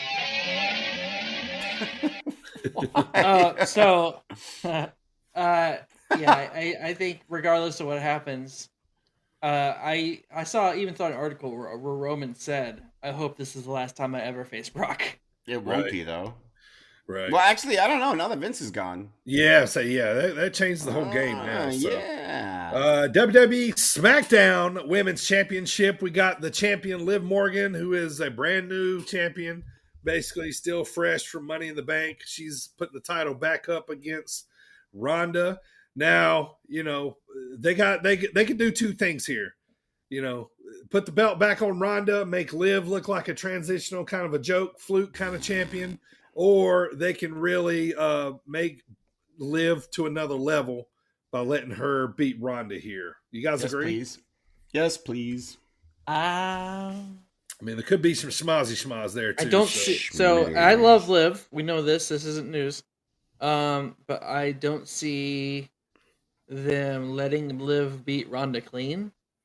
Schmozzy it is. I also saw a rumor not too long ago that somebody that me and AJ has been waiting for to return is set to return maybe for SummerSlam. I hope so. And Charlotte too. So Bailey or Charlotte, either. I didn't speak about Charlotte. No, I did not. Well, I know you. I know. I'm just kidding. I said Charlotte's coming back too. So what day is the Ric Flair thing? Sunday. Okay, Saturday night is SummerSlam. Where is the Ric Flair thing? Nashville. Nashville, yeah. Where, and that's also where SummerSlam's at, right? I mean, you're on a podcast. You should know where SummerSlam is. I'm not fucking going. I only said it. I only said it before we started the segment. Yeah, it's in Nashville. It's at the Titan Stadium. It's Fuck with Lucha Daddy Day. You could have just said yes. No. This is the guy that asks me to remind him 10 times about stuff all the time. So he's like I'll forget. But yes, I'm a busy motherfucker. I forget everything. Both are in Nashville. So yes, everybody's in town. Everybody's on the table. Yes, everybody's in town. Yeah. All right, flip script. WWE Raw Women's Championship. Bianca, Becky. I can see Charlotte getting involved here too. To screw Becky out of it, or yeah. What do you guys think of Bianca's promo on Raw? I thought it was like the worst promo. I'm not sold on her. I don't like her. I don't. I was looking at my phone during this time. I just remember the part where Becky punched her in the face. Yeah, that was a good part. I like everything, but yeah, her promos are kind of the same, and I don't know. Yeah, she's not real good on the mic, but moving on. Pat McAfee, Happy Corbin. The blow off of the buddies. That'll be fun. Yeah, we got Pat's always fun to watch on the big stage. Yeah, this will be good here, man. I think this will be kind of the comic relief, or kind of maybe a little bit of the not so serious match. Mm-hmm. United States Championship. Bobby Lashley, the champion, versus Theory. Theory's the Money in the Bank holder. Bobby just won it. Do you guys? Do you want to hear my Jay Cutler impression? Do it again. Don't care. Theory, though, if he loses this match, and then it kind of gives him he's the Money in the Bank winner, could be possible champion one day, so this wouldn't be good. I don't know how they're going to do that one, but we'll see. All right, so what I think is going to be match of the night right here. WWE Tag Team Championship, the Usos, Jay and Jimmy. We the ones. And we the ones. I need to get another one that's we want the smoke. Yeah, we got to get that one for the Profits versus the Profits. Not if they lose. Oh, Double J is is that the thing? If they lose, they don't get a soundbite. They don't get soundbites. No. We don't get soundbites to losers. He's the guest referee. They're going to put on a show here, man. I'm thinking, Usos had the belts for a while. Profits are hungry. Double J is inexplicably involved. Sure, yeah. I hope that Double J doesn't ruin the match, which I feel like he might. Because you're right. I think it's going to be match of the night as well. Yeah, I think it's going to be good. I don't know. Double J there. All right. The match that Primo is certainly most pumped about, Logan Paul versus The Miz. awesome. There's our celebrity. Well, I guess he's not a celebrity now. He's signed, so not really celebrity match. Brand new guy coming in with one of the best heels in the business. Hopefully, it tells a good story. He might have to go through a lot of boos. Where's Bad Bunny when you need him? Let me get my beard out of my eyes right now. Hit that Bad Bunny music. Seriously, I would love to see Bad Bunny instead of fucking Logan Paul. The Mysterios versus the Judgment Day with Rhea Ripley. Oh God, just be over with. Let's move on to something else for these guys here. How many times we got to see this? Yeah, I know. I guess is this when somebody's gonna finally turn? I guess so. Maybe this is when they finally get Dominic or something. I mean, they took what was a cool faction and just who the fuck cares? It has one of my favorite wrestlers of all time in it, and I'm like, who you guys? The best thing that came out of that is that they put him in Long Boys. Yeah, he's in Long Boys. That's the best part. Everything else is horrible. So that is your WWE 2022 SummerSlam card this Saturday night in Nashville on Peacock Network. I don't know. Has y'all's excitement level turned up? Mine's turned down a little bit since Riddle and Rollins got. Yeah, I agree with that. Canceled. Like what did I say before? My excitement was like a 5 or a 6. Yeah. Part of that excitement was Riddle and Seth Rollins. Sure. That was going to be like that. If without that one present on the match, that's why the tag team match is probably going to be the best match. If that match was still on the card, that would have been the best match of the night. Yeah. All right, that's going to do it for the recap for the week, man. It's time to move on to the Dropkick discussion here, Primo. Let's go. Hey guys, this is Mr. Havens, the Argyle assassin himself, giving them all the shivers. This is the one and only Mike Hartenbauer. This is Space Jesus Billy Starks. This is referee Dan Perch. What's up, bozos? This is Trevor Outlaw. You can address me as yours rudely. And you're listening to the Sit Down Marks podcast. You guys are listening to Sit Down Marks podcast. You're listening to Sit Down Marks podcast. Come celebrate pro wrestling right here on the Sit Down Marks podcast. With DB, Primo, and AJ. With DB, Primo, and AJ. With Primo, DB, and AJ. And you're listening to DB, Primo, AJ here on the Sit Down Marks podcast, the best podcast for professional wrestling. All right, this whole month of July, we've been going through Primo's picks of some of his favorite matches for various reasons or matches he just loves to watch. And this one was no different, coming right down. This is the last one of the month before we're moving on to AJ's favorite Intercontinental title matches that we'll be reviewing for the month of August. But the last one here for July, Primo has set us up with Undertaker versus Jeff Hardy from Raw 2002. Take it away, Primo. So, this Lucha Daddy. Lucha Daddy says, this is, like Dirty said, this is from WWE Raw 2002. It's a ladder match for the Undisputed Championship between Undertaker and Jeff Hardy. It was on July 1st, 2002. It was the first Raw since Vince McMahon gave the famous ruthless aggression speech. So he had just recently given the ruthless aggression speech. Jeff Hardy was seen as the obvious underdog here, as he was set to take on the Dead Man for the Undisputed Championship in the ladder match. I used to love. I'm just getting straight into it here, boys. Yeah. I used to love when Jeff came out with the glow paint under the black light. It looked cool. It looks super cool. And different. Jeff comes out for his entrance and immediately plays mind games with Taker by acting like he was going to sit on the Undertaker's bike. Once Taker was suckered to the outside, Jeff ran into the ring, then drop-kicked the ringside ladder into the Dead Man's face to begin the match. Jeff goes extreme early, grabs a chair right after he hits him with that ladder. He grabs a chair and swings for the fences. Yep. With a steel chair. Undertaker quickly regains control though and starts battering Hardy all around the outside of the ring there towards the front ramp, against the barricade, and against that chair and ladder. The whole story of the match really is that they're telling that the ladder match is Jeff Hardy's playground, and Undertaker's never been in a ladder match before up to this point. And so basically they're saying if ever Jeff Hardy had a chance to win, it would be in this situation. Aw. This is before main event Jeff Hardy. This is the start of main event Jeff Hardy. Right. So, Big Evil goes to the outside again, ragdolls Hardy around the commentator's table, and the ring announce area before throwing him back in the ring. The apron leg drop onto the ladder, like where he had Jeff Hardy like sandwiched in between the ladder, and then he did his usual apron leg drop. That had to hurt both of them. Oh, for sure. Jeff is able to mount like 2 moves of offense, and then he hits Whisper in the Wind. Shortly after that is one of my favorite spots of the entire match, when Jeff is able to fight back.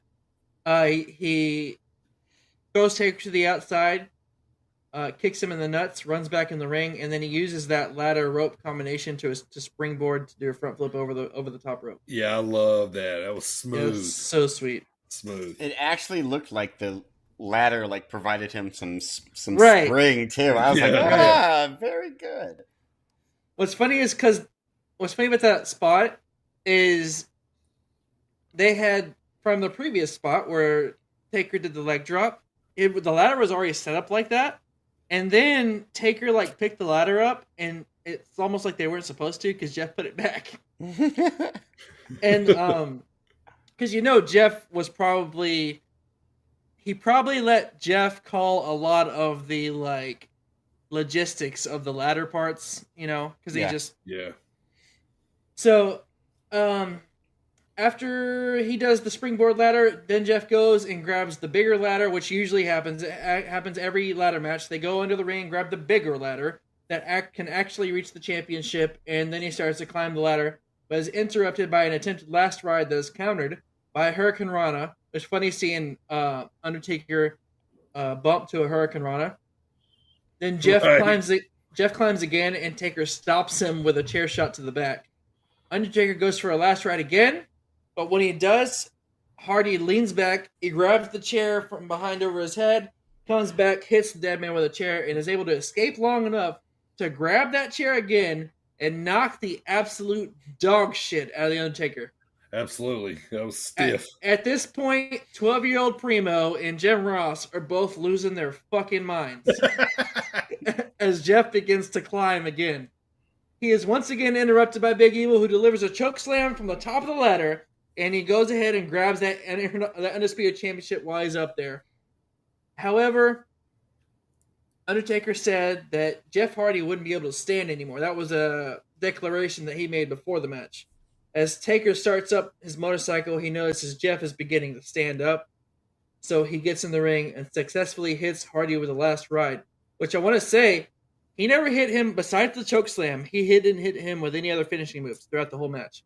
Mm-hmm. So he finally hits him with that last ride, and then he goes to leave. He makes it up to the stage, to the entrance area, and Jeff stands up once more, grabs the mic, and says, "Hey, you haven't broke me yet, Taker. You haven't broke me. I'm still standing." And so Taker marches back to the ring, looking like he's about to absolutely end Jeff Hardy's life. But then Taker sees that Jeff is not afraid of what's about to come, raises his hand like you see behind me here, and shows that Jeff Hardy has just earned Dead Man's respect. Storytelling! Yes! Perfect. Love it. Yeah, and that is the whole match. I love this match, so I love it. Go ahead, AJ. So, I didn't watch any build for this match, except for the fact that Jeff Hardy was... First of all, this is the era one where Jeff Hardy looks like a teenager. Mm-hmm. And two, he sounds like, the squeaky voice teen from The Simpsons? The one who talks like this? That was... I think, because, when he talks in this, and then he talked, in the intro, those are two different segments, but in both of them, he's, exhausted. Yeah. So... He's squeaky voice teen. Yeah. That's gonna come out of my paycheck. That's Jeff Hardy.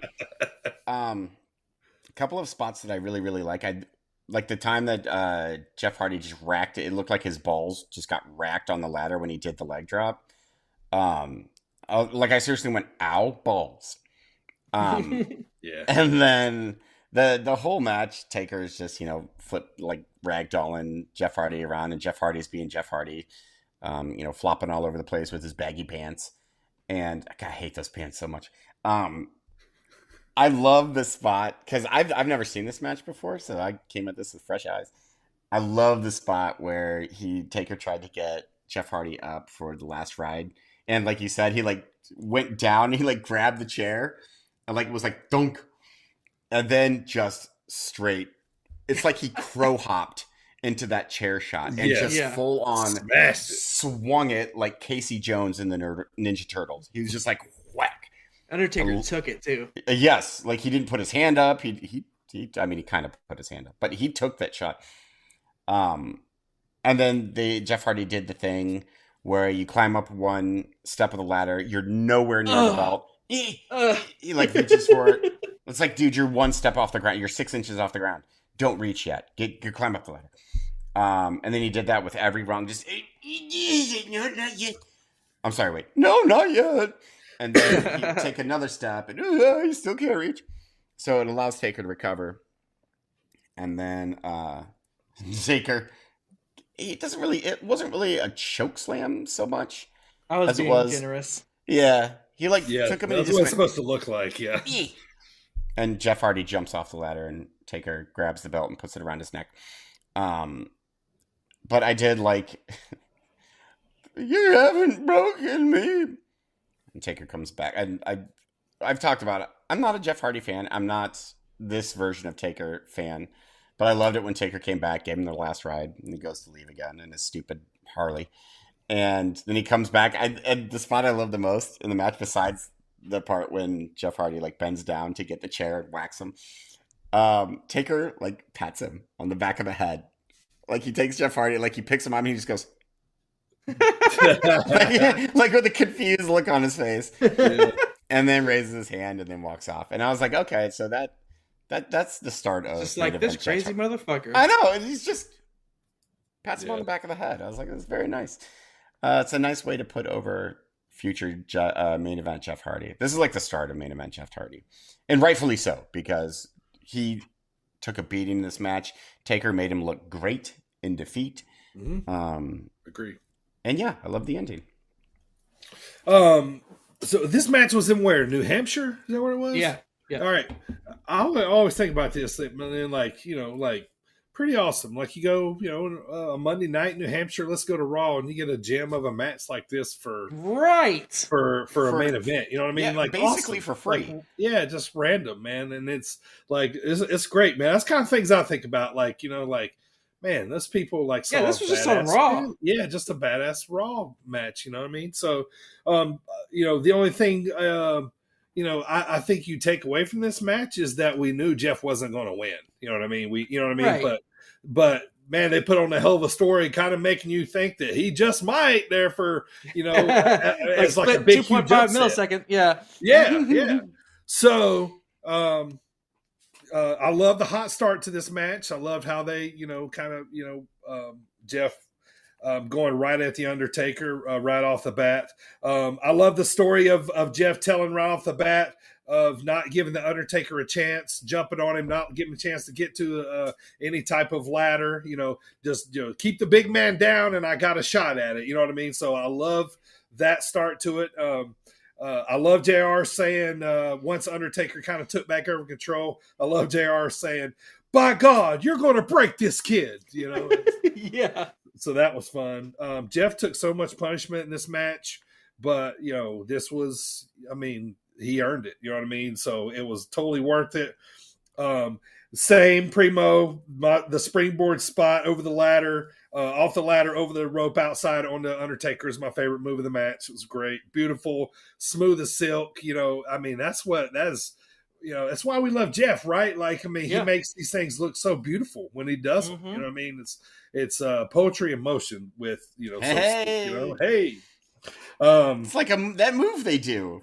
Right. Wonton bomb. I love JR's enthusiasm too when Jeff's climbing the ladder, adding to, nothing. Get it, kid! Get up there! Yes. Another reason it makes you think, that arguably is, like that kind of passion is Like I is said. why we love JR, right? JR going nuts like that, and then Yeah. 12-year-old me was fucking going ape shit. So the funniest part of the night to me on this match was, okay, so Jeff goes and gets the big ass ladder, right? And then the King Lawler says, "What is he doing? Why does he have that ladder?" And JR says, "I don't know. He's going to paint his garage." And in good JR fashion, but that was funny. But yeah, I liked the ending when Jeff got the chair at the end. It kind of made you think Jeff had a chance. He was going to pull off the quick little upset finish, but appropriate chokeslam finish. Beautiful storytelling, as we talked about. Him coming back in, raising Jeff's hand, like this stubborn kid, like, he's, like, I get it now, and this match, was the beginning of Jeff being made, after this was when he kind of really started, starting to kind of, be his own, so to speak, and break out of that tag team, that he was, kind of always locked in. So, but yeah, really awesome, really cool. We've watched it, boys. We've reviewed it. It's time to smelly mark it, man. I'll start off this week. I'll go like, don't get me wrong about this rating. I really love this match. I just remember watching it. I don't remember watching it live, but I remember watching, and I know when people say Taker Jeff ladder match, I remember it was from Raw in early 2000s, but I'm giving it a 7.5. Awesome match, but I knew Jeff wasn't going to win at any point watching that match, even if I did watch it. So that's why I kind of like draw back a little bit on it. But shoot, man, if I go to a Raw, yeah, give me that main event, man. I'll take 100%, it. Yeah. Go ahead, AJ. So, again, I've never seen this match before. I knew Jeff wasn't winning, obviously, because Jeff doesn't win yet. And even though I'm not a big Jeff Hardy fan again, and this version of Taker annoys me to tears, this match is a blast. Like, it's just so much fun to watch. Not the best match ever, not the best ladder match ever, but again, like you said, if you're watching Raw and you get this match, you'd be like, holy fucking shit, that was a pay-per-view quality match. Yeah. And it absolutely is a pay-per-view quality match. So that being said, I agree 100% with Mr. Bird over there and give it a 7.5. Okay, so first let's talk about, this was my fourth pick, and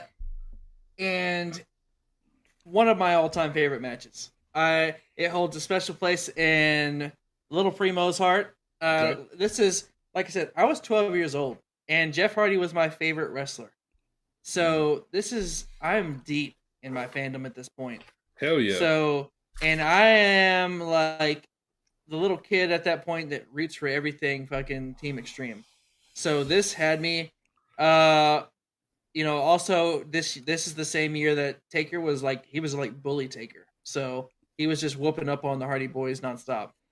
And yeah, like I said, I was just super passionate as a little kid. My son's 10. He's starting to really like wrestling too. So it just kind of like it's full circle here. He's going to find a match here soon that he may remember the rest of his life. That's pretty cool. Sure. Yeah. But anyway, it's one of my favorite matches ever. I love it. And I got, for me, it's because I did watch it live. I remember as a little kid. And 9 out of 10 for me. And that's probably the two points for sentimental. Also, as a little kid, I didn't think of it as a business aspect or anything like that. I thought of it as, black and white more. Sure. Yeah. I didn't know Jeff Hardy wasn't going to win as a little kid. Now as a grown person, I'd be like, yeah, of course. but yeah, when you're a kid, you don't know that stuff. And I just thought I was super into it. Yeah. Yeah, absolutely. Like I always tell you guys, the youngest match that I remember getting upset about was when Pistol Pez Watley cut Jimmy Boogie Man Valiant's hair. You know what I mean? Yeah. Like I'll always remember that. Like, you know what I mean? There's certain ones that stick with you. And yeah, like, obviously I've never stopped watching wrestling, but if I didn't watch this match live, I probably watched it the next day or something like that. But quality match, man. What a Raw too, yeah, man. I didn't watch the whole thing, but I remember a lot of it because this is when Booker T and Goldust were tagging. They were doing the comedy stuff because Goldust came out Darth Vader in this one. Yes, NWO was on this show with Shawn Michaels. This was a great show. You got your money's worth there. Was it July 1st, 2002 was the actual date? Yeah. All right, so that's the finale of Primo's picks in July. Well done, sir. As Thank you. You really entertained us with these awesome matches for the my month gimmick of July. matches. Right. Now we're moving on to AJ's favorite Intercontinental title matches, and we'll be kicking that off next week with Bret Hart versus Roddy Piper from WrestleMania 8 is the first one we'll be deep diving into. So AJ will be breaking these matches down for us. He's got 4 really awesome matches lined up for us here in August. So that's going to do it for the Dropkick Discussion. Primo, it's time to hit that game show music, baby. It's Squared Circle Questions time. Oh, yeah.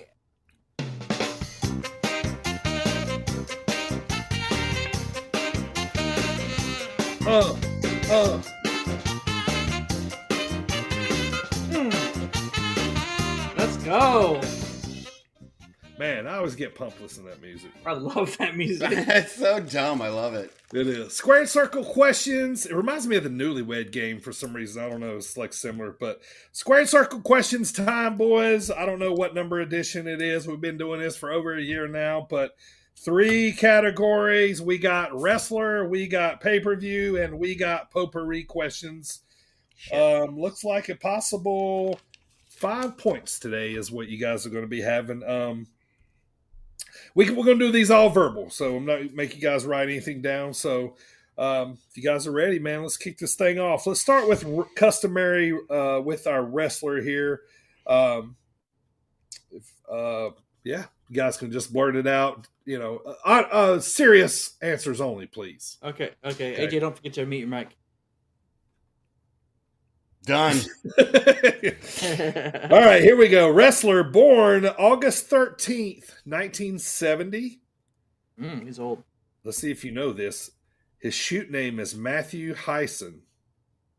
Anyone? Sounds very familiar. He is a one-time WWE Cruiserweight champ, a one-time WWE European champion, a one-time WWE Tag Team champion, and he is a 8-time WWE Hardcore champion. He is billed at 5'8", 150 pounds. He made his 1994 debut and he Hardcore retired in 2015. That is wrong. California-trained wrestler, best known in ECW and WWE. He is the brother of Devon and Bubba Ray. Spike Dudley. Spike Dudley, billed from Dudleyville, USA. Correct. God fucking damn it. I wouldn't have come to Spike Dudley though, so it's fine. I was thinking Spike after the cruise, after you said I was putting the cruiserweight with the hardcore titles, but I didn't want to say it too, especially when you said 5'8". Yeah. Oh, okay, fuck. boys. I missed the. I forgot the cruiserweight. Bob Holly was never fucking. God damn it. All right, so I'm gonna make this the pay-per-view a little bit hard on you. I'm gonna give you the year, but you have to name the pay-per-view. That's so sweet. A little bit of curveball here. If you guys are ready, We have to name the year. No, you have to name the pay-per-view. I'm gonna give you the year. God damn it. It's a TNA pay-per-view from 2009. Bound you for guys Glory. are ready. All right, so Amazing Red defeated Homicide. ODB and Taylor Wilde and Sarita defeated the Beautiful People. There was a 3-way tag team title match between the British Invasion, who beat the Motor City Machine Guns and Beer Money. Destination TNA. Scott Steiner defeated Bobby Lashley. Tara defeated Kong. Our resident patron saint Kurt Angle defeated Desmond Wolfe. And in the main event, 2009 TNA pay-per-view, AJ Styles defeated Chris Daniels, Samoa Joe to retain the TNA World Title? Any guesses of the name? Anniversary. Nope. I already It's guessed. not Lethal Lockdown. Just keep going. Toss Destination X. No, it's not this. Genesis. Nope. Bound for Glory. Nope. I'm not a TNA. This is pay-per-view proclaimed to titles. be one of the turning points of TNA in 2009. So TNA. I can't remember any. I just named all the ones that are really popular. Yeah, no, me too. Those are the only ones that I could. I'm just kidding. I just gave it to you. You guys didn't pick up on Turning it. Point. Yes. The only other one I was going to say was Victory Road, but yeah. Yeah. You turd. Oh, all right, guys. Time for potpourri. It's 2. It's 2-0 here. All right, time for potpourri. I got some potpourri questions for you. Closest wins here on this one. Okay, so Brock and Roman are going to be the main event for WWE SummerSlam this Saturday night. How many main events has Brock Lesnar been in at SummerSlam his whole career? 6.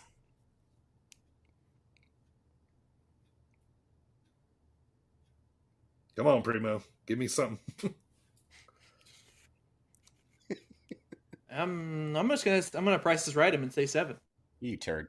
Okay. Well, if including Saturday, it will be 9 main events in SummerSlam. I would argue that how could we include it one that didn't happen yet, but you still won, so True. All right. Next question for fun, shits and giggles. What was the main event of last year's SummerSlam? Do you guys remember? Becky Lynch and Bianca Belair. Main event. Where we go? Nope. No, it was Roman Reigns and John Cena. Very good. Yep. Oh yeah, it was. Yep. All right, a little trivia, pod trivia for you here. Let's see if you can pull this one out of your brain. I'm sweeping. We have talked about this a lot on this pod. What year did I go to SummerSlam? 2000. It was the first TLC match. Rock, Triple H, Angle, Kane, Taker. 99. And did I say 2000 already? Give me final answers. It's 2000. It's 2000. Correct. Yeah. Fine. I don't want to answer anyways, you fuckers. Because the TLC match, I know for sure it's 2000. Yeah. It was the first one. Like I was going to say 2000. Watching that match live and then watching it now is like, I wish I would have known this was going to be a legendary match, and it was cool. So, all right, boys, squared circle questions is done. Congratulations, Primo. You pulled the sweep off this week. Clean sweep. I just got clean sweep by the champ. It was. All right, I had man. to remind y'all who I was real quick. 3 times. Well, you're about to do it again, so let's move on, man. How about King of the Mountain here? Hit that music for me. I actually don't know who won this one. Time to play the game! All right, so King of the Mountain, we all had one pick right going into last week. I made you guys pick a WNBA game between the Seattle Storm and the Phoenix Mercury. Now, the Wrestling Associations was the Storm, as James Storm, Tony Storm, Storm. And I picked the Joey Mercuries. Was the Joey Mercury. So we were picking between the Storms and the Mercuries. AJ and I went with the Storms. Primo went with the Mercuries. Yeah, went with Joey Mercury. Final score, the Mercuries win 94-78. Wait, do we get like a point spread or something? No, we don't get anything. I get a point. What the that fuck? means 2 to 1 to 1, right?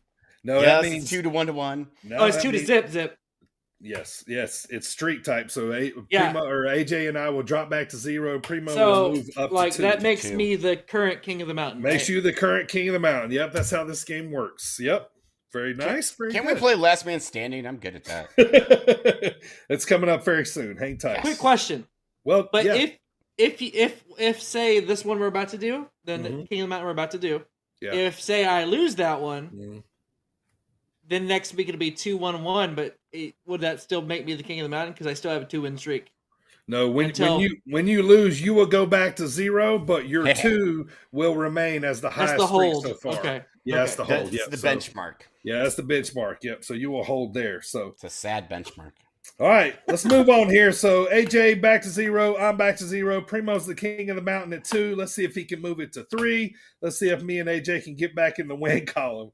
All right, so for today's match. Now, I know I said obscure sports. Okay, well, look, ain't a whole lot of fucking sports going on right now. So your boy was trying to find some things for us to pick from. All right, so I ended up we're gonna pick Major League Baseball this week. Yes. So this is what I come to. I saw the Anaheim Angels, and I immediately thought of Christopher Daniels, the Fallen Angel. Fallen Angel. They're playing the Rangers. I thought of the Mountie. It's kind of like a Ranger gimmick. So we're going to be picking from the Rangers or the Angels, a.k.a. the Mounties versus the Chris Daniels, the Fallen Angels. Primo, you're the king of the mountain, man. We're going to let you make your pick first. Okay. As a native Texan, I'm going to pick the Mounties. Okay. A.k.a. the Rangers. A.k.a. the Rangers. AJ, you want to go next? You want to take the Christopher Daniels or the Mounties? Well, as much as I love the Mounties, which I do, Shohei Ohtani is pitching, so I'm going to go with the Angels. Oh, look at you go. There you go. Well, I'm going with Christopher Daniels too. I was never really much of a Mountie fan, although the gimmick is legendary. I'll give him that. A lot of people remember it. So, but I'm trust me, I'm searching for some obscure sports. I figured out that I don't understand how cricket works. So we'll just got another final score. Yeah. Well, the final score is is as long as a telephone number. So you gotta look up like sumo wrestling or something. Right? Yeah. So looking forward to that. This Friday night, 9:30 is the game actually. So that is. I actually don't know what baseball teams are good this year, so I have no idea. Yeah, I don't either. Neither the Rangers nor the Angels are good this year. They're both pretty bad. All right, so that is the King of the Mountain for this week. Now it's time to move on, boys. We've been talking about it, and we made the announcement just a few weeks ago. Primo actually did, and we were finally able to sit down with former Impact Wrestling star. You've seen him under the learning tree of Brian Myers. It was one of the best gimmicks and storylines going on there, and we had the chance to sit down and talk to Sam Beale. You're going to get to learn a lot about Sam Beale here. We learned a lot about him. Very cool dude. He's very hungry in the business. He's really starting to pick up on the indie scene. I was able to talk to him at CCW down in Cape Girardeau a couple weeks back, but had a great time. Super cool guy. I'd love to have some beers with this guy. It would be 100%. Yeah. It would be a good time. It was great to hear the stories about his tattoos. Yep. He is. I thought he was a Michigan guy, but we're going to find out where he's actually from, why he pulls for the teams that he pulls for, and that kind of stuff. So we won't hold that against him. No, we won't. But super cool guy, man, and was glad to catch up with him and have a really good talk with Sam Beale. So here it is, without further ado, as they say, none other than with our interview with the Mr. Perfection, the Perminator himself. He's got the curls for all the girls. All the girls, baby. Here it is, man. An awesome interview. Great chat with Sam Beale.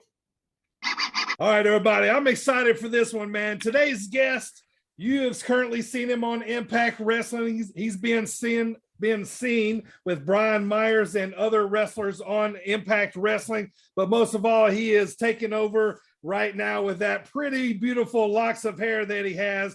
The best hair in pro wrestling, if you ask me. Joining us today, none other than Mr. Perfection himself, Sam fucking Beale, baby. That's how excited I am. Let's go, baby.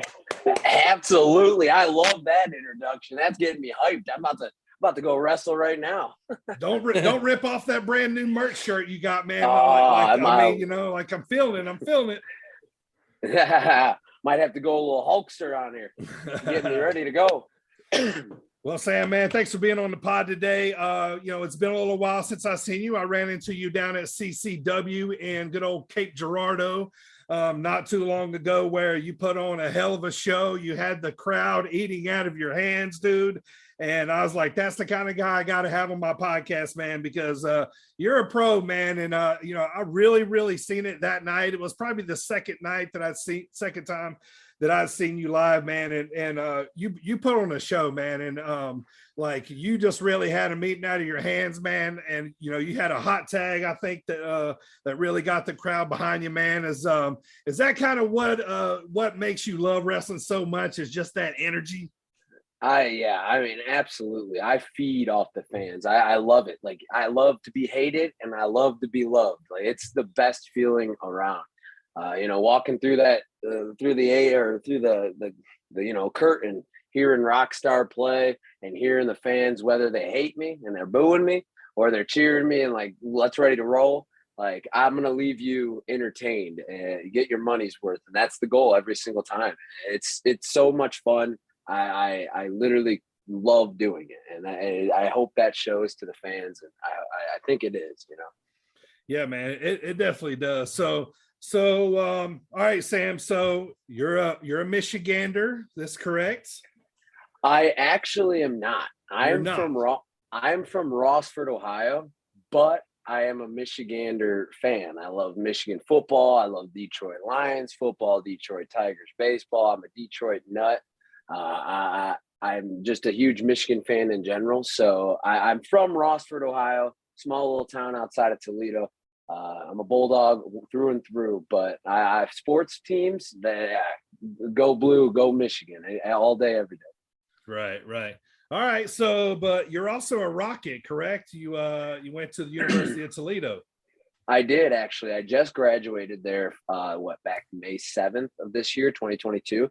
Well, congratulations, brother. Good job. Thank you. Let's give you a little pat on the back, man. Hey. Little Barry Horowitz, if you don't mind. Hey, I appreciate it, man. It was a real journey. Like, I mean, honestly, like, I went through it all. Anything you could think of going through school.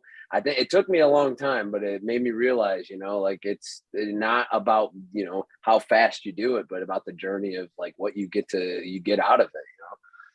You know, it's an awesome time. I think college is very important. It's a great time in my life, and I'm thankful for it. Yeah, man, for sure. I mean, I guess that kind of coincides with wrestling, you know, the journey, you know. So, you know, tell the world where Sam Beale learned how to take bumps. Who taught you? So I actually started training by a big group of different people at this small school that has since closed down. It was called Northwest Ohio Wrestling. They started it, and that's how it kind of got my foot in the door. But I was lucky enough to meet a lot of great people. Some to name like CK3, Brandon Edwards, Brian Castle, Benjamin Boone, and obviously Trey Miguel, who is my actual trainer. Him and CK3. But I got to meet a lot of those guys, and that got my foot in the door.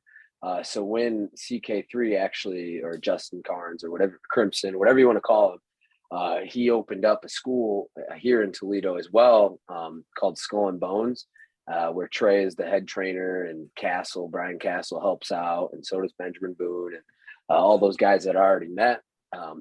That's where I kind of started to, you know, take it a little bit, like I'd say a little bit more seriously, and start like really, really honing my craft, figuring it out. And I owe it all to those guys. They have all helped me in some way, shape, or form. I mean, sneakily right now, man, Trey Miguel's got like one of the coolest entrances right now. Like with the spray paint, dude, like nobody's done that. Like that's OG, man. That's kind of sneaky cool, right?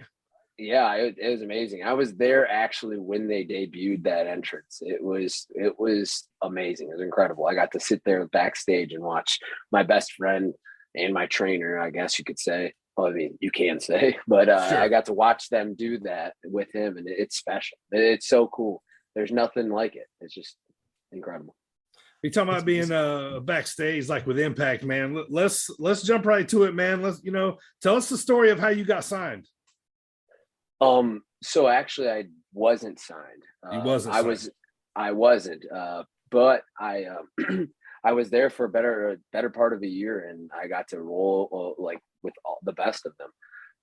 It actually all fell under Trey Miguel. Like it's right place, right time. And Trey saw my hard work, and he told them I needed a shot, and that's what happened. And it wasn't much. Like I got like a quick little 8-second match, I think, where I maybe did 2 things, but those 2 things stuck out a little bit, and they kept bringing me back and bringing me back and bringing me back.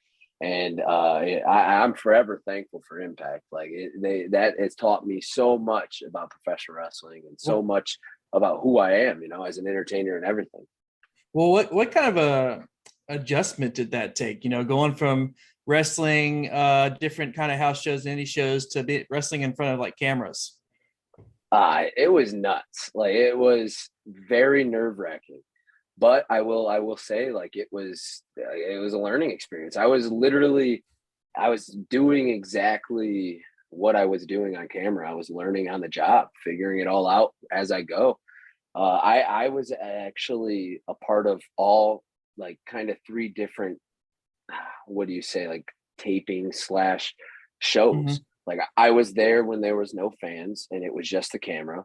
So like you were being watched, and like it was like a little nerve-wracking then.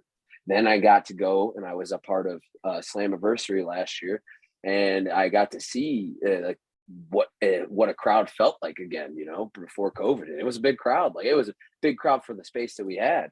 Right. And then after that, I got to go in front of a lot of people. I think thousands. I don't know the actual number, but it was at Bound for Glory out in Las Vegas at Sam's Town. Like, and then I got to be in that front of that crowd.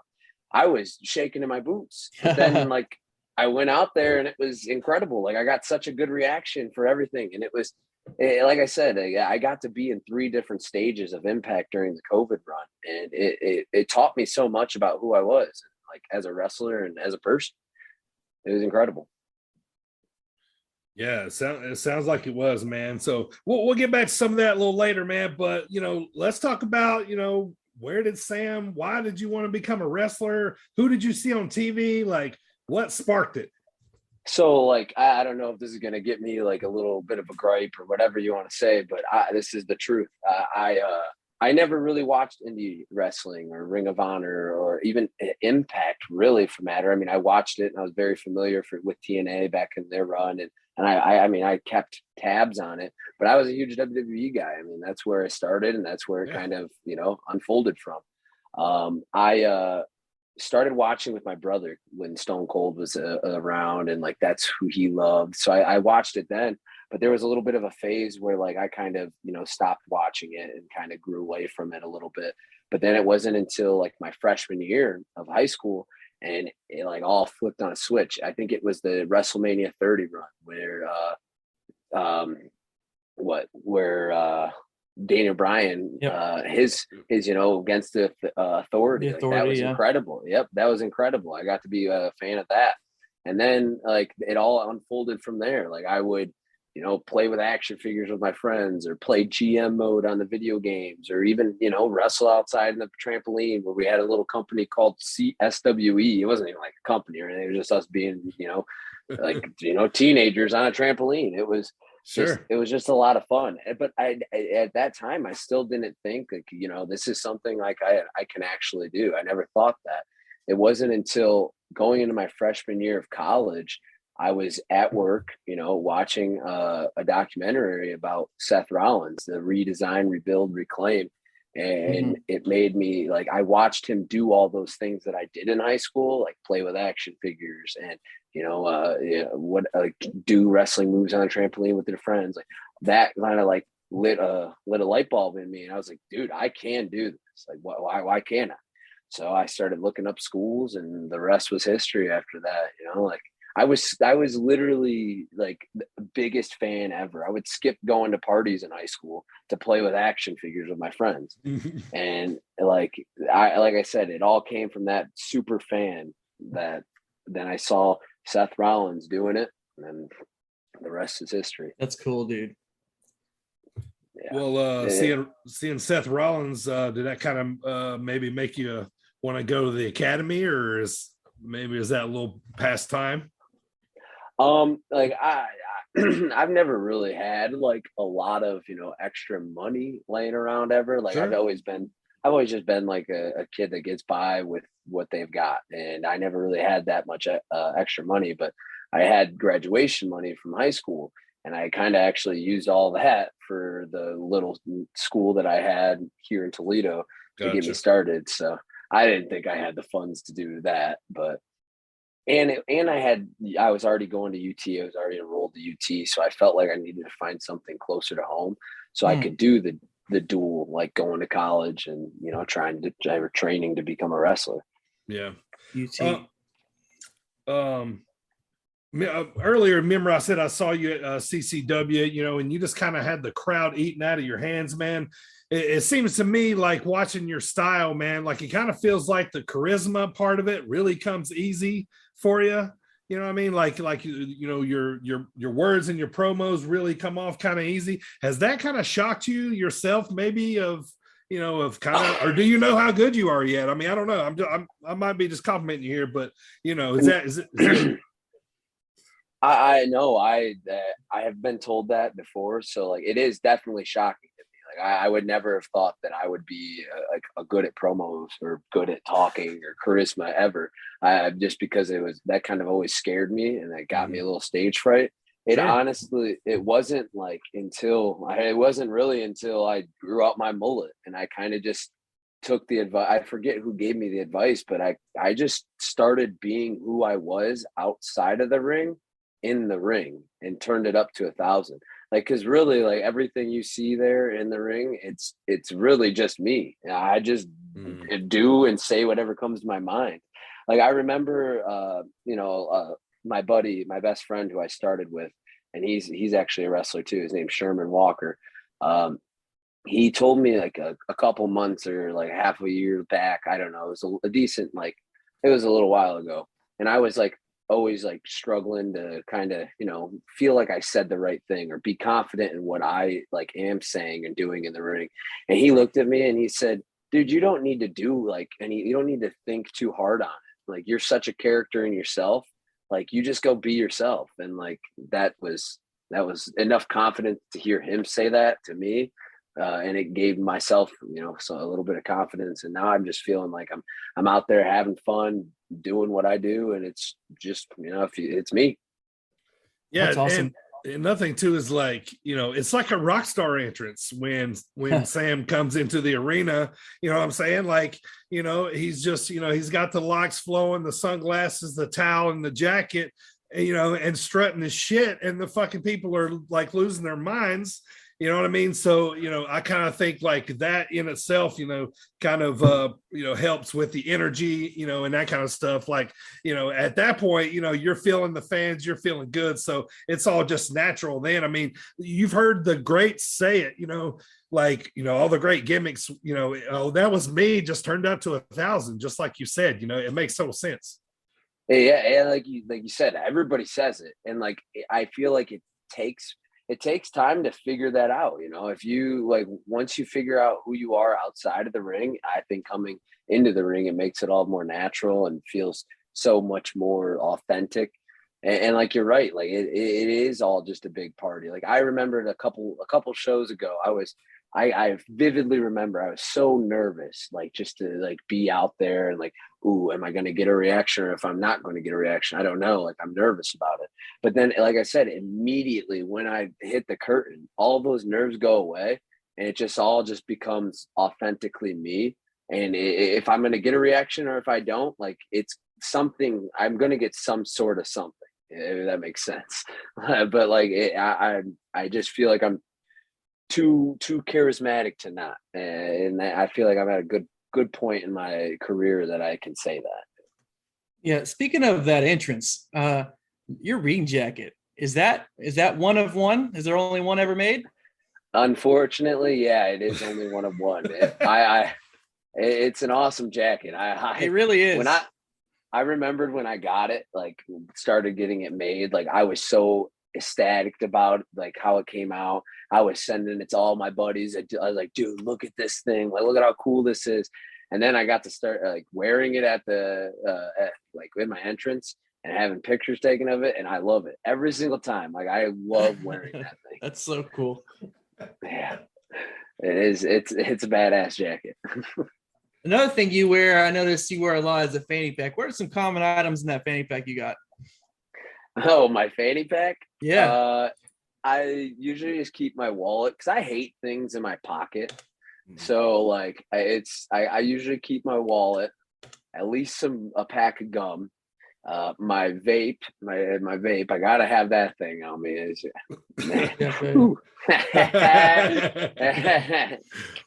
Welcome. Usually a pair of sunglasses too. I actually have the best pair of sunglasses. They're prescription sunglasses because I wear glasses. Yes. So Sure. prescription sunglasses is the best purchase I've ever made in my entire life, because I always wanted to wear sunglasses out. Like, I think they're cool style, like whatever. And they really do help. Right. But I never could see. So it was like, what the hell do I choose? Do I choose like looking sweet, or do I choose being able to see? Yeah. So I finally got a pair of prescription sunglasses, and they are like chef kisses, man. I know the struggle, and my I guess solution for myself was just contacts, so I could do both. But prescription sunglasses, they are definitely on the way for me too. You talked about confidence. I just want to say real quick, congrats on your physical body transformation, number one. And also, what was your initial motivation to begin that? And then, what kind of regimen did you put yourself on to get to where you are now? So it really actually all started back in 2016 when I decided to be a wrestler. Like, I knew I couldn't look what I looked like and be very successful, or even like feel confident in my like success or anything like that. So I started to just, I cleaned it up. I don't drink pop anymore. Like, that was back in 2016. So like, I didn't drink pop, and like I would eat chicken and vegetables and things like that. And I was a little more lenient back when I first started about like dieting and what I would eat. So like originally the motivation was just like, at the beginning was like, dang, I'm starting this journey of professional wrestling. I got to look the part if I want to be the part. Right. Then it came around again, like after COVID and everything hit. Then I started training at Skull and Bones, and I'll never forget it. Like the day we sat around, like the whole class was just sitting around talking, and like we were getting like preached about like some of the things that we were like messing up about, and like it wasn't like Trey actually said this to me, and he was like I want to claim you as my own, as like one of my own students, but like you put all of this motivation into everything else besides wrestling. And like that was like a moment where it kind of flipped the switch on me, where I was like, it's go time. Like I really need to do something better. And that was when I started taking training more seriously. I started, diving into like character work and tape studies. And then I dove into meal prepping, really grinding down on like what I looked like. And yeah, at first, like it is dreadful. Like the whole journey of losing weight and, transforming your body, it's very hard. You have to stay dedicated. And to be honest, like you'll always battle with not being able to, feel like you're there yet. You know what I mean? Yeah. If that makes sense, like you're always going to be like in your own head about, dang, I don't look great. It's tough, like especially coming from where I was to where I am now. Like I obviously can see the difference and be proud of that. But at the same time, I still am sitting here in my mind like, dang, I can look better. So let's get to work, Yeah, it's a mental game. Yeah, it is. And like it's a grind, but like I'm so thankful for Trey to do that, like talk with us, because it really did light a fire under my butt. I know it's like cliche to say or whatever, but like I got my ass in gear after that. Like it was go time. Like my motivation was, if I want to be on TV, I got to look like I want to be on TV. I got to train like I'm on TV. I got to study like I'm on TV. And that's all where it started.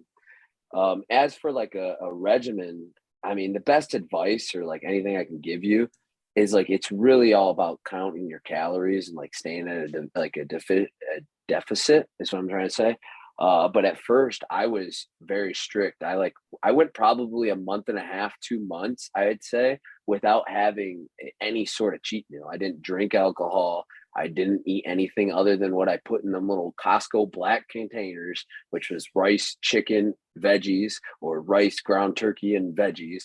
That's all I ate for about 2 months straight. Dedicated. It was nothing else. I actually remember the first cheat meal I had because it was so good. It was a Chick-fil-A sandwich with some waffle fries and a nice little vanilla shake from there. It was great. It was fantastic. But no, it's really all about staying dedicated and just staying focused. But yeah, that's kind of what happened, and I am very proud of where I've come from it, and I'm proud of how it all happened. But yeah, dude, it's a grind. So jumping back to wrestling, man. So getting in the ring, taking bumps, man. What's your favorite move to do in there? Like, what's the one that you always want to get in that you have the most fun doing? That's tough. Yeah, I'll say, or is there one? Yeah, right. Yeah. I truthfully, I love all of my moves. Yeah. I will say that I'll give 2 shout outs to them though, because I've done them literally my entire career. Actually, three moves I've done my entire career. Other ones that I'm doing now that are really sweet, I've like kind of made up on the way, or found like kind of tweaked them on the way. But I've always done a senton, like a jumping up senton. Sure. I think that's fun to me now because I do it when they're all on fours and I step off their back and hit the senton to the back. I think that's really cool. I've always done a spine buster, and it's never the spinning one. I don't like the spinning one. It's up, down, bang. Up, straight down. And then my finishing move I've done since the beginning. I got it from my trainer, Justin Carnes or Crimson. I call it now the perm roller, but it's a double underhook, and you just jump up and spin them out and set them down on their back, smash them down, you know. Nice. I would say those are my 3 favorites, but I mean, I love them all. I mean, all of my moves are sweet. So how would Sam Beale describe his wrestling style? Just I'm gonna go in there, knock your teeth in, and look pretty doing it. You working on any new moves? You got anything in the bag right now? Yeah, I've got some things, but you can't link all the secrets. Sure. Right. Well, how's your summer, man? You getting a lot of indie bookings? Are you trying to stay busy? I know your ass is doing some partying. I've seen you going to some concerts lately. Actually, this was like my first weekend of having a vacation in a very, like, I'm pretty sure long time. I mean, obviously I do some traveling with wrestling, get to see some cool things, but like this was like a planned vacation. I put this in my books. I said, I ain't doing nothing. I ain't worried about nothing. I'm getting drunk and having a good time. Heck yeah. But yeah, no, I'm staying busy for sure. This summer I was really busy through June and July, or beginning of July, but like the middle part of July and the back half, I've kind of been a little bit slow. But like I'm gonna kick it up here in August. I got like a bunch of dates lined up in August. Like every weekend, I'll be in a different state, like doing something new, and I'm excited for it all. Awesome, man. Any particular city you want to wrestle before you're done that you haven't yet? MSG, like that type of place, Tokyo Dome, anywhere like that? I wouldn't say like, I mean, yeah, it'd be super cool to wrestle in both of those arenas, but I don't really have like one specific city. I will say the 3 goals that I have in professional wrestling, like, and if these 3 happen, like, I will say I had a successful career. Like if obviously there's the little goals along the way and along the journey of what I want, but the 3 main ones that I want is I want to wrestle in all 50 states. I want to be able to go to all 50 different states and perform there. I want to leave some sort of a legacy where somebody thinks that it's important to put together a documentary about me. I like I said earlier, like I really love, I got into wrestling because of a documentary. So I love watching documentaries all over when they had the WWE network. That's all I did was watch documentaries. Sure. The other one I really loved was about Drew McIntyre. That one was really good. But yeah, those are two. And then the third one, I want to be able to wrestle in front of my kids one day. I think that those three things happen, I could hang the boots up. And I'm not saying that if those three things happen, I'm going to, but like then I can hang them up and be happy. And then like, you know, I did good. Sure. So let's talk about Mr. Perfection. Obviously, you know, the curly, beautiful locks that you possess. You know, absolutely. You know, it's a playoff, perfection, but you know, Mr. Perfection. That's me. How did that come about? Obviously, it was, you know, an easy one, you know, but do you have like any like hair products you want to recommend to anybody or anything? I mean, to be honest, I use this Walmart Trey May, and they have like this 7 times curl shampoo and conditioner, and that stuff is good. I mean, obviously, look at it right now. It looks beautiful right now. I couldn't imagine Sam Beale using any high-end products. Like that's like the best thing you just said. It's from Walmart. Like, I love it. It's perfect. Why waste so much money on some like expensive stuff when I can just go to Walmart and they say 7 times curl and look at these things. They look beautiful. You do your own curlers? Do I do my own curlers? Yeah. No, it's actually my mom. My mama, she cuts my hair and she perms it. It's her finest work, I tell everybody. Oh, I love it, man. I love it. Yeah. So I'm gonna send you off to Primo here for a second to ask you some questions. So who do you listen to? Who did you see at the festival? Who did you enjoy the most, you know, at the concert? Like what kind of music you listen to? Oh, I'm a huge country guy. I mean, I love country and I love I love all kinds of music, but I'm a real big country, kind of like softer alternative rock guy. So that's at least what I'm like, you know, feeling right now. But the concert I was at, you know, it's kind of actually a funny story and it ties into the last question you asked. The reason I grew my hair out into a mullet, the whole reason I did it, it wasn't for wrestling. It was for the concert that I was just at. It was for Faster Horses. Me and my buddies, we all said, let's all grow mullets out for the next year, Faster Horses. Like this was 2019. So this was before COVID. And we all were like, let's grow it all out. Let's do it.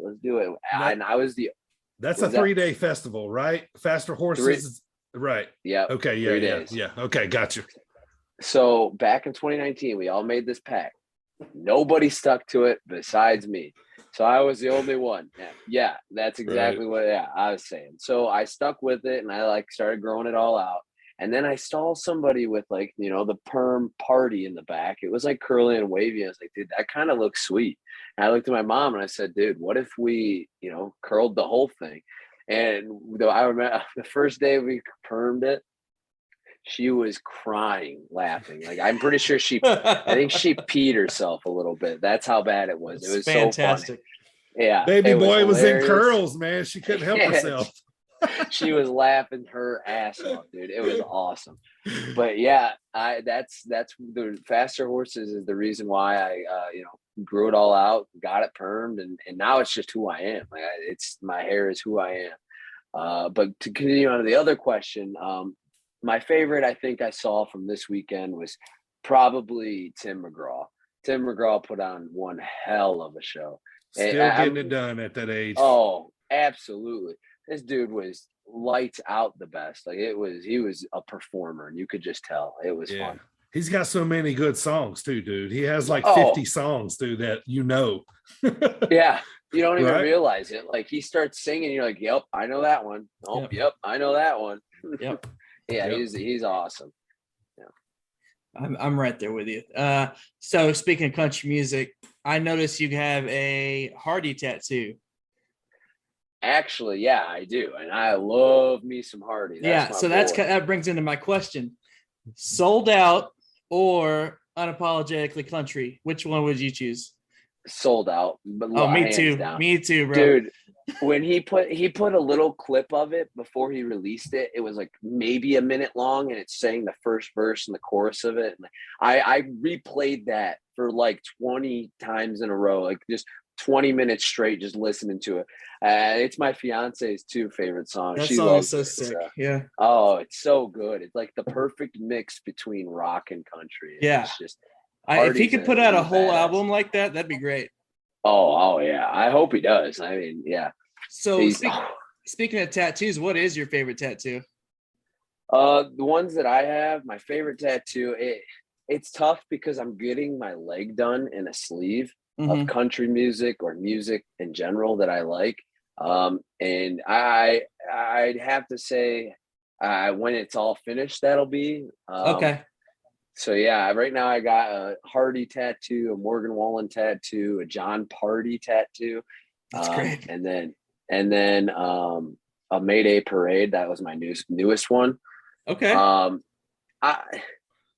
don't know. I can't pick a favorite one because they all have meaning to me in some sort of way. Like I also have my dog tattooed on my chest, like his name. I need to get my other dog's tattooed or named on me because she's my girl. She's my little baby girl. But I also got Luke Combs' first album tattooed on my chest too. So it's tough. I love them all. Like they all have some sort of special. When I was stationed in Italy, I knew this guy who had on each leg, he had one of them. He had Montgomery, and the other one he had Gentry. Oh, that's awesome! Hey, yeah, I love it. Yeah. Some popular questions we have here on the pod. I'll get straight to them. We have number one right out the gate: Bruce Lee or Chuck Norris? Chuck Norris. Fucking Chuck Norris. My guy. Let's go. That makes me think of the Dodgeball movie, Dodgeball. Yep. Ben Stiller's all fat at the end. He's like, fucking Chuck Norris. Fucking Chuck Norris, yeah. Yeah. Dirty tries to tally up as many Bruce Lee fans as he can, but yeah, not many, man. I'm starting to think it's an age gap is what it is, man. It's like Bruce is a little old school. My brother was a big Chuck Norris fan, and he had in his room the longest time. It was like a poster of like Chuck Norris jokes. I don't know exactly one off the top of my head. Yeah. But it was like outrageous, it's ridiculous stuff. Yeah, they're awesome. Another one. This one's for AJ, who's currently at his shoot job. Pancakes or waffles? Oh, I'm gonna have to go pancakes on this one. I like good Kodiak cake. I make those into pancakes. Throw some white chocolate chips into those. Yeah, man. Yeah. And then I don't use syrup, but syrup is great on them. Don't get me wrong, but I use peanut butter on them, and they're like, good pancake. Good pancake goes a long way. That works. If you could see yourself, Sam Bill fitting into any faction throughout wrestling time, where would you fit in?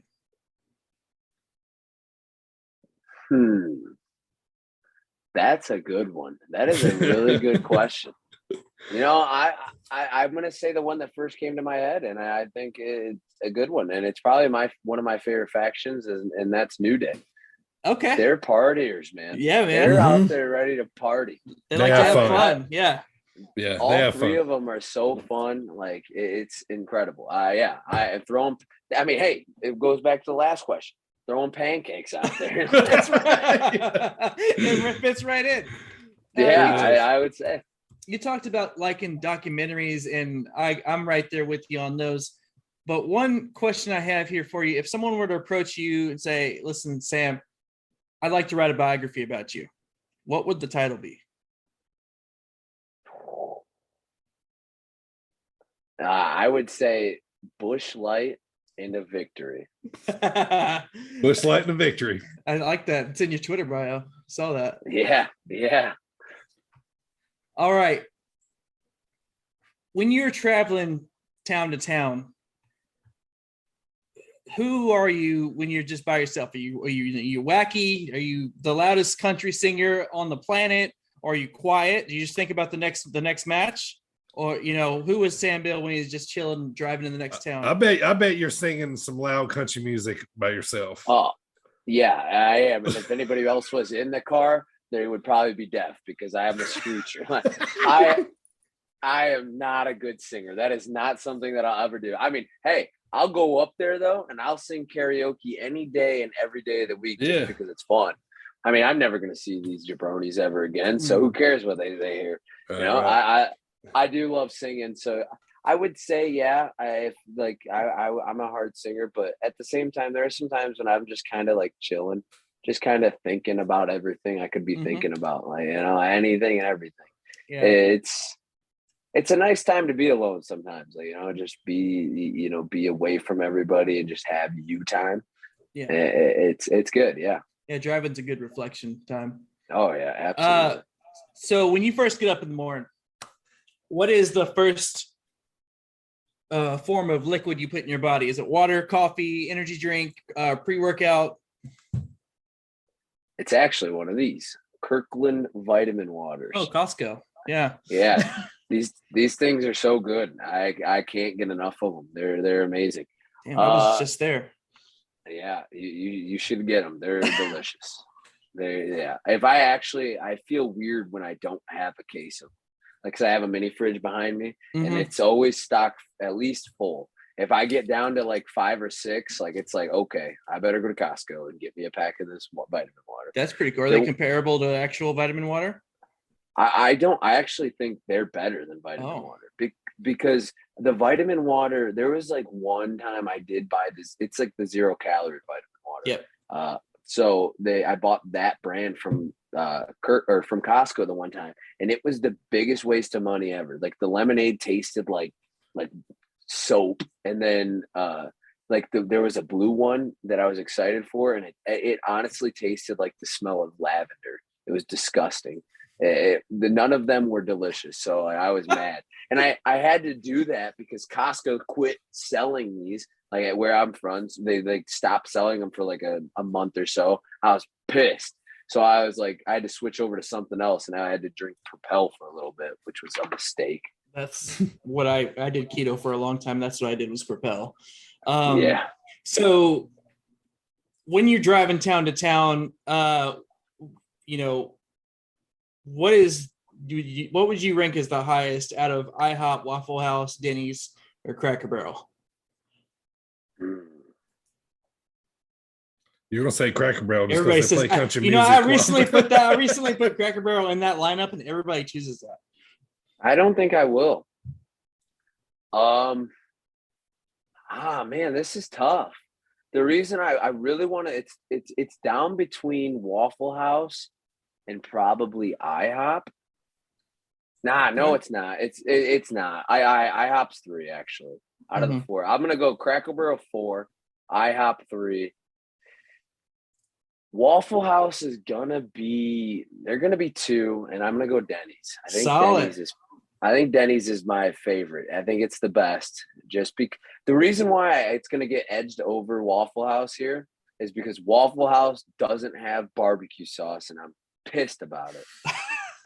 That's a solid reason, man. This is true. They don't have it. I want to put it on my hash browns or my eggs or whatever. And they're like, oh, we don't sell it here. And I'm like, you guys are a bunch of losers. Okay, well, let's get to that. So that was actually going to be my next question. That's not weird. I don't think barbecue sauce on eggs or hash browns is weird. But do you have any weird food combinations? Ooh, weird food. I mean, I really put barbecue sauce on about everything. Like, it's close to like anything and everything. I actually have made this claim that I think putting barbecue sauce on everything will like never ruin the food. It will actually, I feel like it'll more enhance the food because I am just such a huge barbecue sauce fan. It's the best. What's the go-to sauce? I like Sweet Baby Ray's. Me too, man. Yes, sir. Yeah. I mean, it's you just can't miss with it. I mean, there are some other good barbecue sauces out there.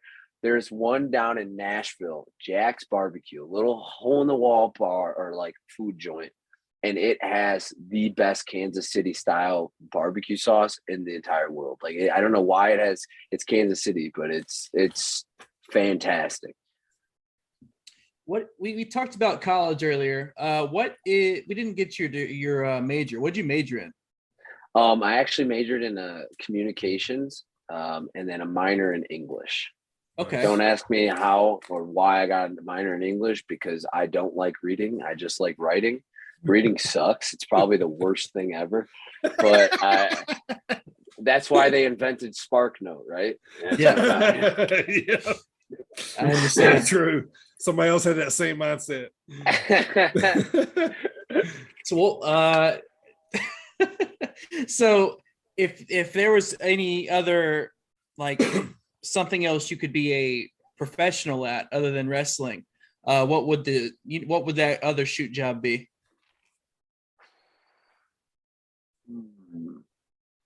Dang, there's a lot of things that I really like. I'm gonna say I would like to be either a professional disc golfer. Oh, that would be fun, or a professional Minecraft player. No, all right. Wow. Yeah. Actually, you know what? Throw away the disc golf one is a good mention, but I'm saying number one, it's definitely Minecraft. You know how sweet that'd be if I just got to play Minecraft all day. That'd be dope. I would love life. I'd love life. You're a gamer. I was gonna say, do you stream? Yeah. I do not stream. No, I say too many things that are not like. Yeah, that's why you got to hit that mature button. Yeah. What are you playing? What system? Are you playing on PC or? I actually have all three of the new systems. Now I don't have the new Xbox, but I have the Xbox One, the PlayStation 5, and the Nintendo Switch.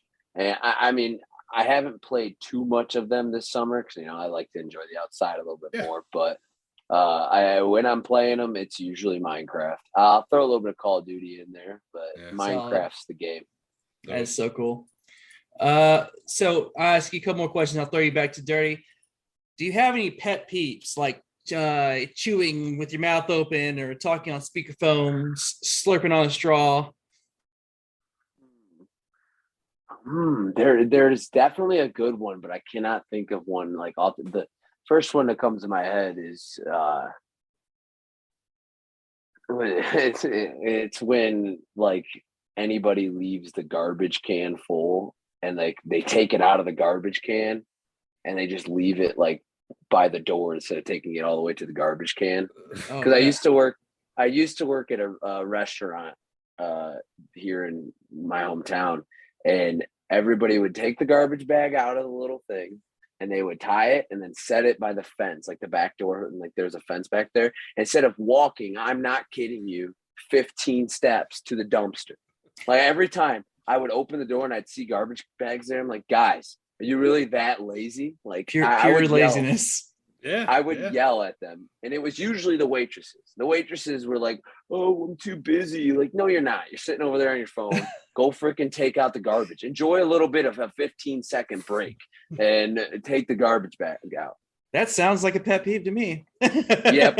That's it. That's got to be the biggest. Yeah. So, all right. Last question I got here. We're outside the ring. Thank you for answering all these wacky questions. It's July. We're actually about to come into August 2022. What is, the vibe going into the second half of 2022? I think it's the same vibe as I've been living this entire time, and it's my biography title: A Sweet Bush Light and a Victory. And a victory. There you go. Hell yeah. We're going to be partying all 2022, baby. Yeah. So let's talk about your Impact run there for a minute, man. Who was really cool to you? Who helped you a lot while you were there, other than the guys that you already knew going in, like, and also to who made you mark out kind of like, holy shit, that's Sammy Callahan or Josh Alexander or something like that. You know what I mean? Like who helped Sam out?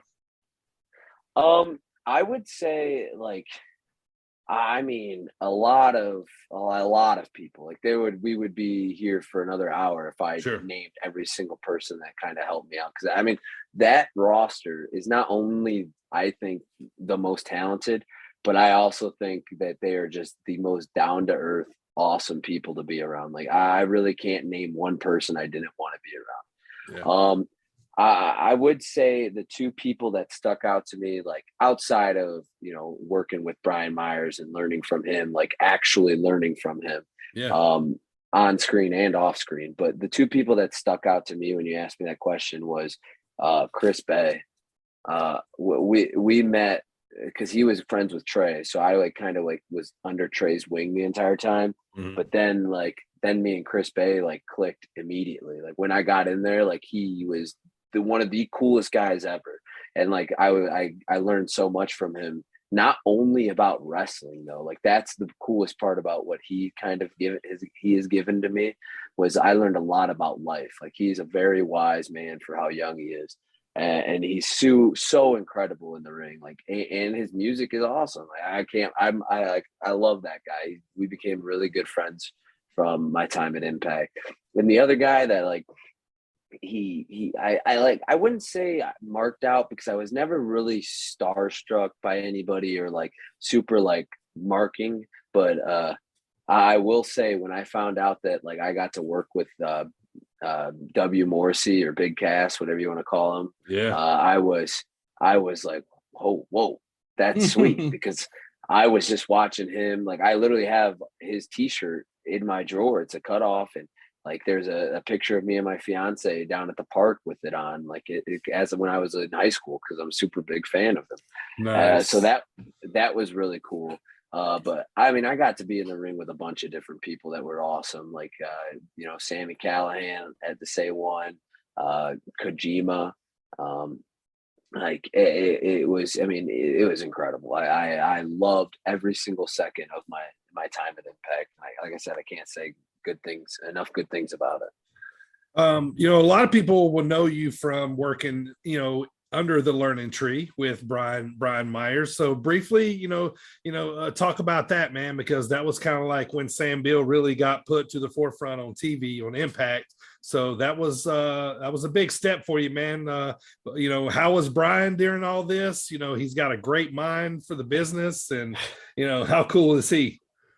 Brian was amazing. Like he was a phenomenal teacher, like literally.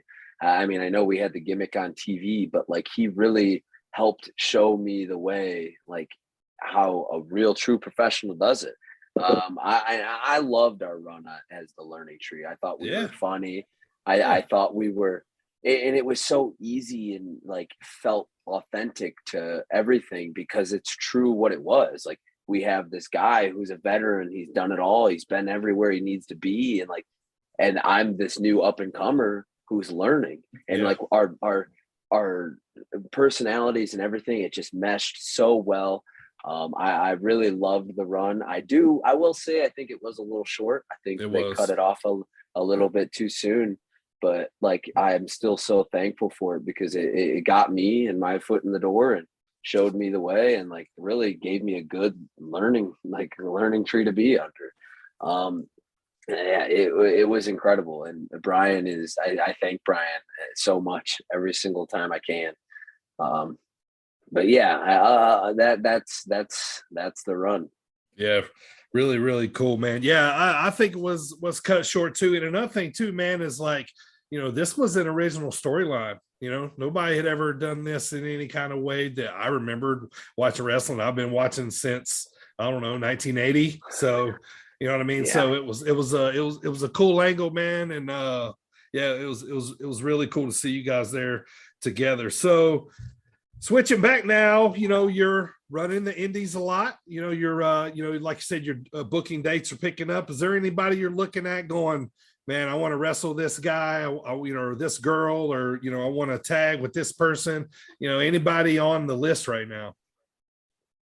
I don't really like look at making lists or so. I don't really like love that idea because like I really truly love wrestling everybody because I learned so much from every single person that I've wrestled, whether it be like good or bad, whatever it happens. Like each match is a new lesson for me, and it's awesome. I'm trying to think of somebody like I really like who's a pretty good buddy of mine and that I want to wrestle. Mm-hmm. I'll say Cole Radrick. I think he's phenomenal, and I think it would be a great match between us two. And Ratty Daddy's awesome, and we haven't locked horns ever, so it'd be a good time. Definitely would be. So, what's next for Sam Beale? So actually this Thursday, I'm or today or whatever you want to do. I'm sorry. This week. This week, I actually am going to be wrestling Trey for the IWR up in Monroe, Michigan, United States Championship. I'm super excited for it because the last time we wrestled, it was back when we were different wrestlers, and we're completely evolved since then. And I'm super excited for that. I also have Journey Pro Saturday.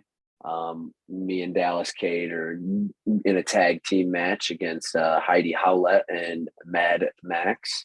Nice. That'll be fun. But yeah, I got a lot of different things coming up. I know I'm going to West Virginia. I'm going back to I'm going to Indiana, Michigan, all these different places, and I'm just excited to be busy. You know, it's going to be fun. It's going to be. Sorry, I don't mean. No, do you know where in West Virginia? I can't tell you off the top of my head. I just moved to Virginia, so I like 2 years ago, and I've been looking for promotions. I live pretty close to West Virginia. It's ASW is what the promotion is called. So yeah, I'll look at the poster, whatever, whenever. It's August 6th. I know that. Okay, nice. All right, so tell me, Sam, you've been wrestling for a little while, man. What's your favorite moment so far? Like what's the one thing that you hang your hat on that kind of keeps you going at the moment? Well, I don't know. Like the biggest moment for me, I would say, like,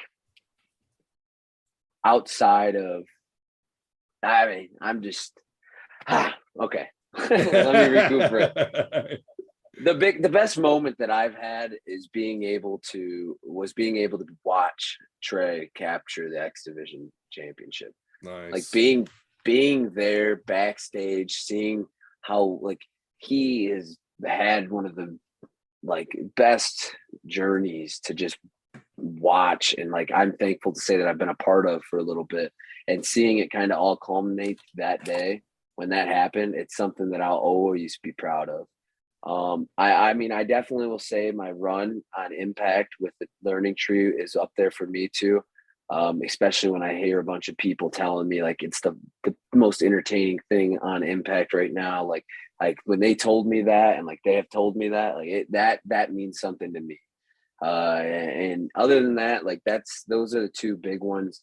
But I love every moment that I get to, share in the ring with fans. Like there's nothing better than like helping people escape reality and coming to watch. I mean, they're paying their hard-earned money to watch me, and like that's something I'll forever hold and hang my hat on. Like it's incredible. All right, man. So one more thing, man, we're going to get out of here. So, at the top, you said, people love you, people hate you. And I kind of want to give you kudos, man, because I think you, on the indies right now, have the perfect song for people to love you or hate you for it. You come out to Rockstar by Nickelback, right? Which, absolutely.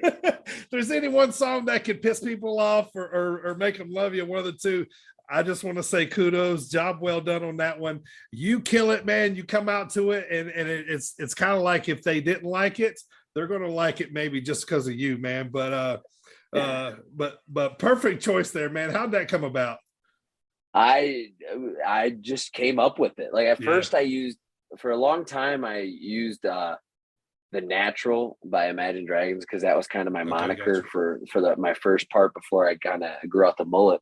And then I was like thinking, what's the most mullet song you can think of without being a mullet song?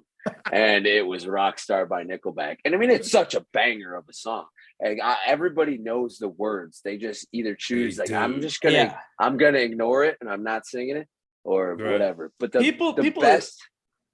Go for it. I was just saying, people that say they hate Nickelback are all liars. They're liars. They're doing it because of the meme, and they think they're cool. But yeah, The best line in the whole song is he says, "I'll even eat my meals for free," and then the low boy goes, "I'll have a quesadilla." I always try to get my music to play until I can hear that. That's amazing. Oh man, good stuff. Sam, I tell you what, man, thank you, sir, for your time today and coming on the Sit Down Mars podcast, dude. I was excited to meet you a while back, and thank you so much for coming on, man. You've already told everybody, you know, where you're going to be wrestling at. You want to plug any socials, any Twitter, Instagram, any of that stuff? Yeah, I'll go ahead and plug a couple things. I mean, on most social medias, I am Sam Beale 23. I'm on Facebook as Sam Beale. You can find me there. On TikTok, Sam Beale 73, I believe. I do post a lot of highlights on there. I also have started my own podcast with a couple buddies of my own, and we kind of just talk about our top 5 favorite things on there, and you know, how our week's going and things like that. We're called the Little Spoon Snatchers. You can find that on all different social medias. It's a rememberable name, and yeah. So there's that, and those are the ways to, you know, follow along, get on the bandwagon, because we're leaving the station. Choo choo. That's right, man. That thing's picking up steam, dude. So if you want to go be entertained, you want to go have a fucking good time, man, go to a fucking wrestling show that Sam Beale is on. You know how the Dirty Bird wouldn't steer you any bad way, man. I've been to a ton of shows. Sam is one of those guys that lights up a room when he comes on, dude. When that music hits, whether you like Nickelback or not, you're going to be singing. You're going to be up for Mr. Perfection. Dude, thank you so much for being on the show here today, brother. Absolutely, guys. Thank you guys for having me. This has been a blast. I'm so thankful that you guys had me on and share my stories. So absolutely, it means a man. lot. Absolutely, man. It was great to talk wrestling with you for sure, man. Thank you. We'll see you out there on the road, man. We'll talk to you soon. Thank you. Peace out. The Perminator himself. There it is, man. Yeah. I mean, going into this interview, you know, me and Primo, I mean, we'll be honest, man. You know, we learned a lot just like you guys did in this interview. We thought he was still signed with Impact. Turns out he was never really signed. You know, he just kind of got thrown in there to, you know, to do this gimmick. It got over. It worked. It was great hearing these backstage stories from him. And, you know, he's a partier too, man. This guy likes to party, don't he? Oh yeah, man. He talked about, you know, the recent festival he went to, or he decided to. He said it was like the first time he's been able to take some time off recently. So, so that's good for him too. You know, it's good to unwind. So, no, he was a cool dude. Like you said, we did get to learn a lot. You'll learn all kinds. We asked him all kinds of questions. I was impressed by his hair products. Yeah. It was cool, man. Like, you know, this guy, he just oozes charisma, and, you know, even just during the interview, you know, you guys just heard the audio part, but, you know, we got to talk to him on a FaceTime call, and, you know, he just oozes charisma. He just has it, you know, like I told him in the interview, man. It just seems like, you know, the promos, they just roll off his tongue, man. You know, just it seems like come easy to him, and I'm excited to see what else he can do in the business. You know, he's a pro, man. He really seems genuine, and you know, it's really important too. You know, you got to be believable, and part of that is being real. So, and he seems about as real as it gets, and he seems like a really good dude. Man, I tell you what, we had a lot to talk about today. We had a great interview there with Sam Beale. AJ, man, it's time to close the show, though. This is Space Jesus Billy Starks, and you're listening to Sit Down Marks podcast with Primo, DB, and AJ.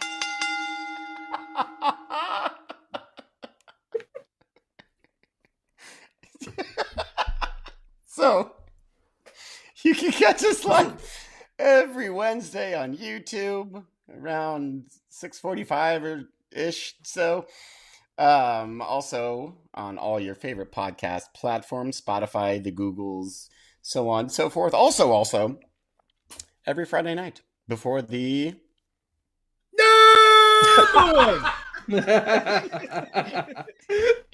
That was a good one. Thomas Bryce Show on SportzWire Online Radio, and then throughout the week. Also, we have merch, including our brand new Thump T-shirts. Look at What this. a beauty. It is super comfy, super awesome. I love the thump design. Sale going on right now. Back to school sale too. Get them. Get them right now. That site is tpublic.com/stores/sit-down-marks. Once again, tpublic.com/stores/sit-down-marks. Lucha Daddy, give us that preview of next week there, sir. Come on in, Marks. Have a seat. It's time for Lucha Daddy to talk to you about the preview next week. So we reveal our Kurt Angle Trophy results and talk about all the happenings of SummerSlam weekend. Weekly reactions to AEW, Impact Wrestling, and more. Also, you will want to see how this one turns out. Next week, Last Man Standing returns, but with a twist. Next week, DB will take on AJ, and I will be coming up with a category instead. See the boys duke it out. How about that? Also, in August, we will be reviewing AJ's favorite intercontinental title matches. We begin with Bret Hart versus Roddy Piper from WrestleMania 8. Gonna be a fun month of AJ's faves. More interviews coming your way as more announcements will be made about upcoming future guests, independent shows we will be at, and more. Don't forget to follow us on Twitter at SitDownMarks and on Facebook, SitDownMarks. Podcast and Instagram, DB. SitDownMarks. Underscore. Yeah. Sorry, there's a red squiggle on my screen because it wasn't spelled correctly or something. I hadn't added that word to my dictionary. So, anyway, DB_SitDownMarks. See all you marks next week. Lucha Daddy, out. All right, a couple things here. Thank you so much once again to Sam Beale for taking the time to be on the Sit Down Marks podcast, brother. Thank you so much. Hope everybody enjoyed that interview. Yeah, let's talk about a couple quick notes here on the way out, man. Where's MJF? When are we going to see him? After CM Punk returns. Yep. All right. That's my guess too. Where's Sasha Banks? Where are we going to see her? Where are we going to see her at? Back in WWE. Survivor Series. I'll say Survivor Series. Okay, that's fair. Yeah.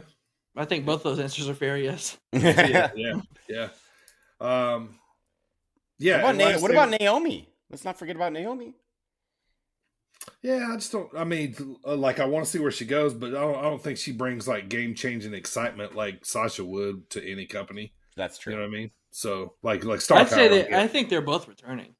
Yeah, I do. You think they're both returning? Yeah, but I think Sasha Banks is the bigger return. Sure. Yeah, for sure.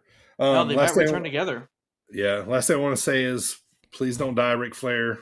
Get this match over with and be done forever. Don't do this anymore, man. You're 70-something. I get it, man. But let's get this one out of the way and let's be done. Yeah, no more. Yeah, just do it your way, however you want to do it, and and then let's go home and call it a night. Protect that pacemaker.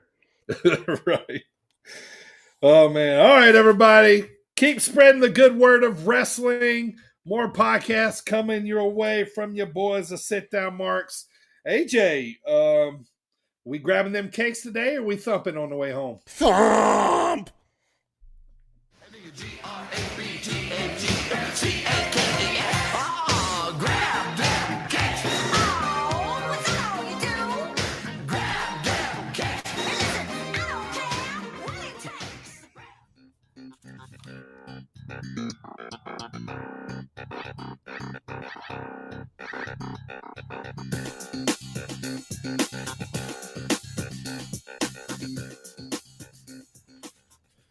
Imagine being in like Triple H's spot right now, like you all of a sudden just became the biggest dick in the room, dude. Yep. You think the stress is good for his heart? No, I prefer not to think about it. No stress is good for any heart, but that's what I'm thinking. That's one I think he's willing to take on happily. Yeah. Not just the biggest dick in the room either. The biggest dick in the business. Man. Like a big horse dick. Swinging dicks. I want to see a new war. I want to be like, yeah, I'm the boss now. Suck my cock. This is the same dude that drove a fucking military jeep to WCW. Yeah. That's maybe why it's going to be exciting. Maybe now Shinsuke will get booked correctly. Very excited about that.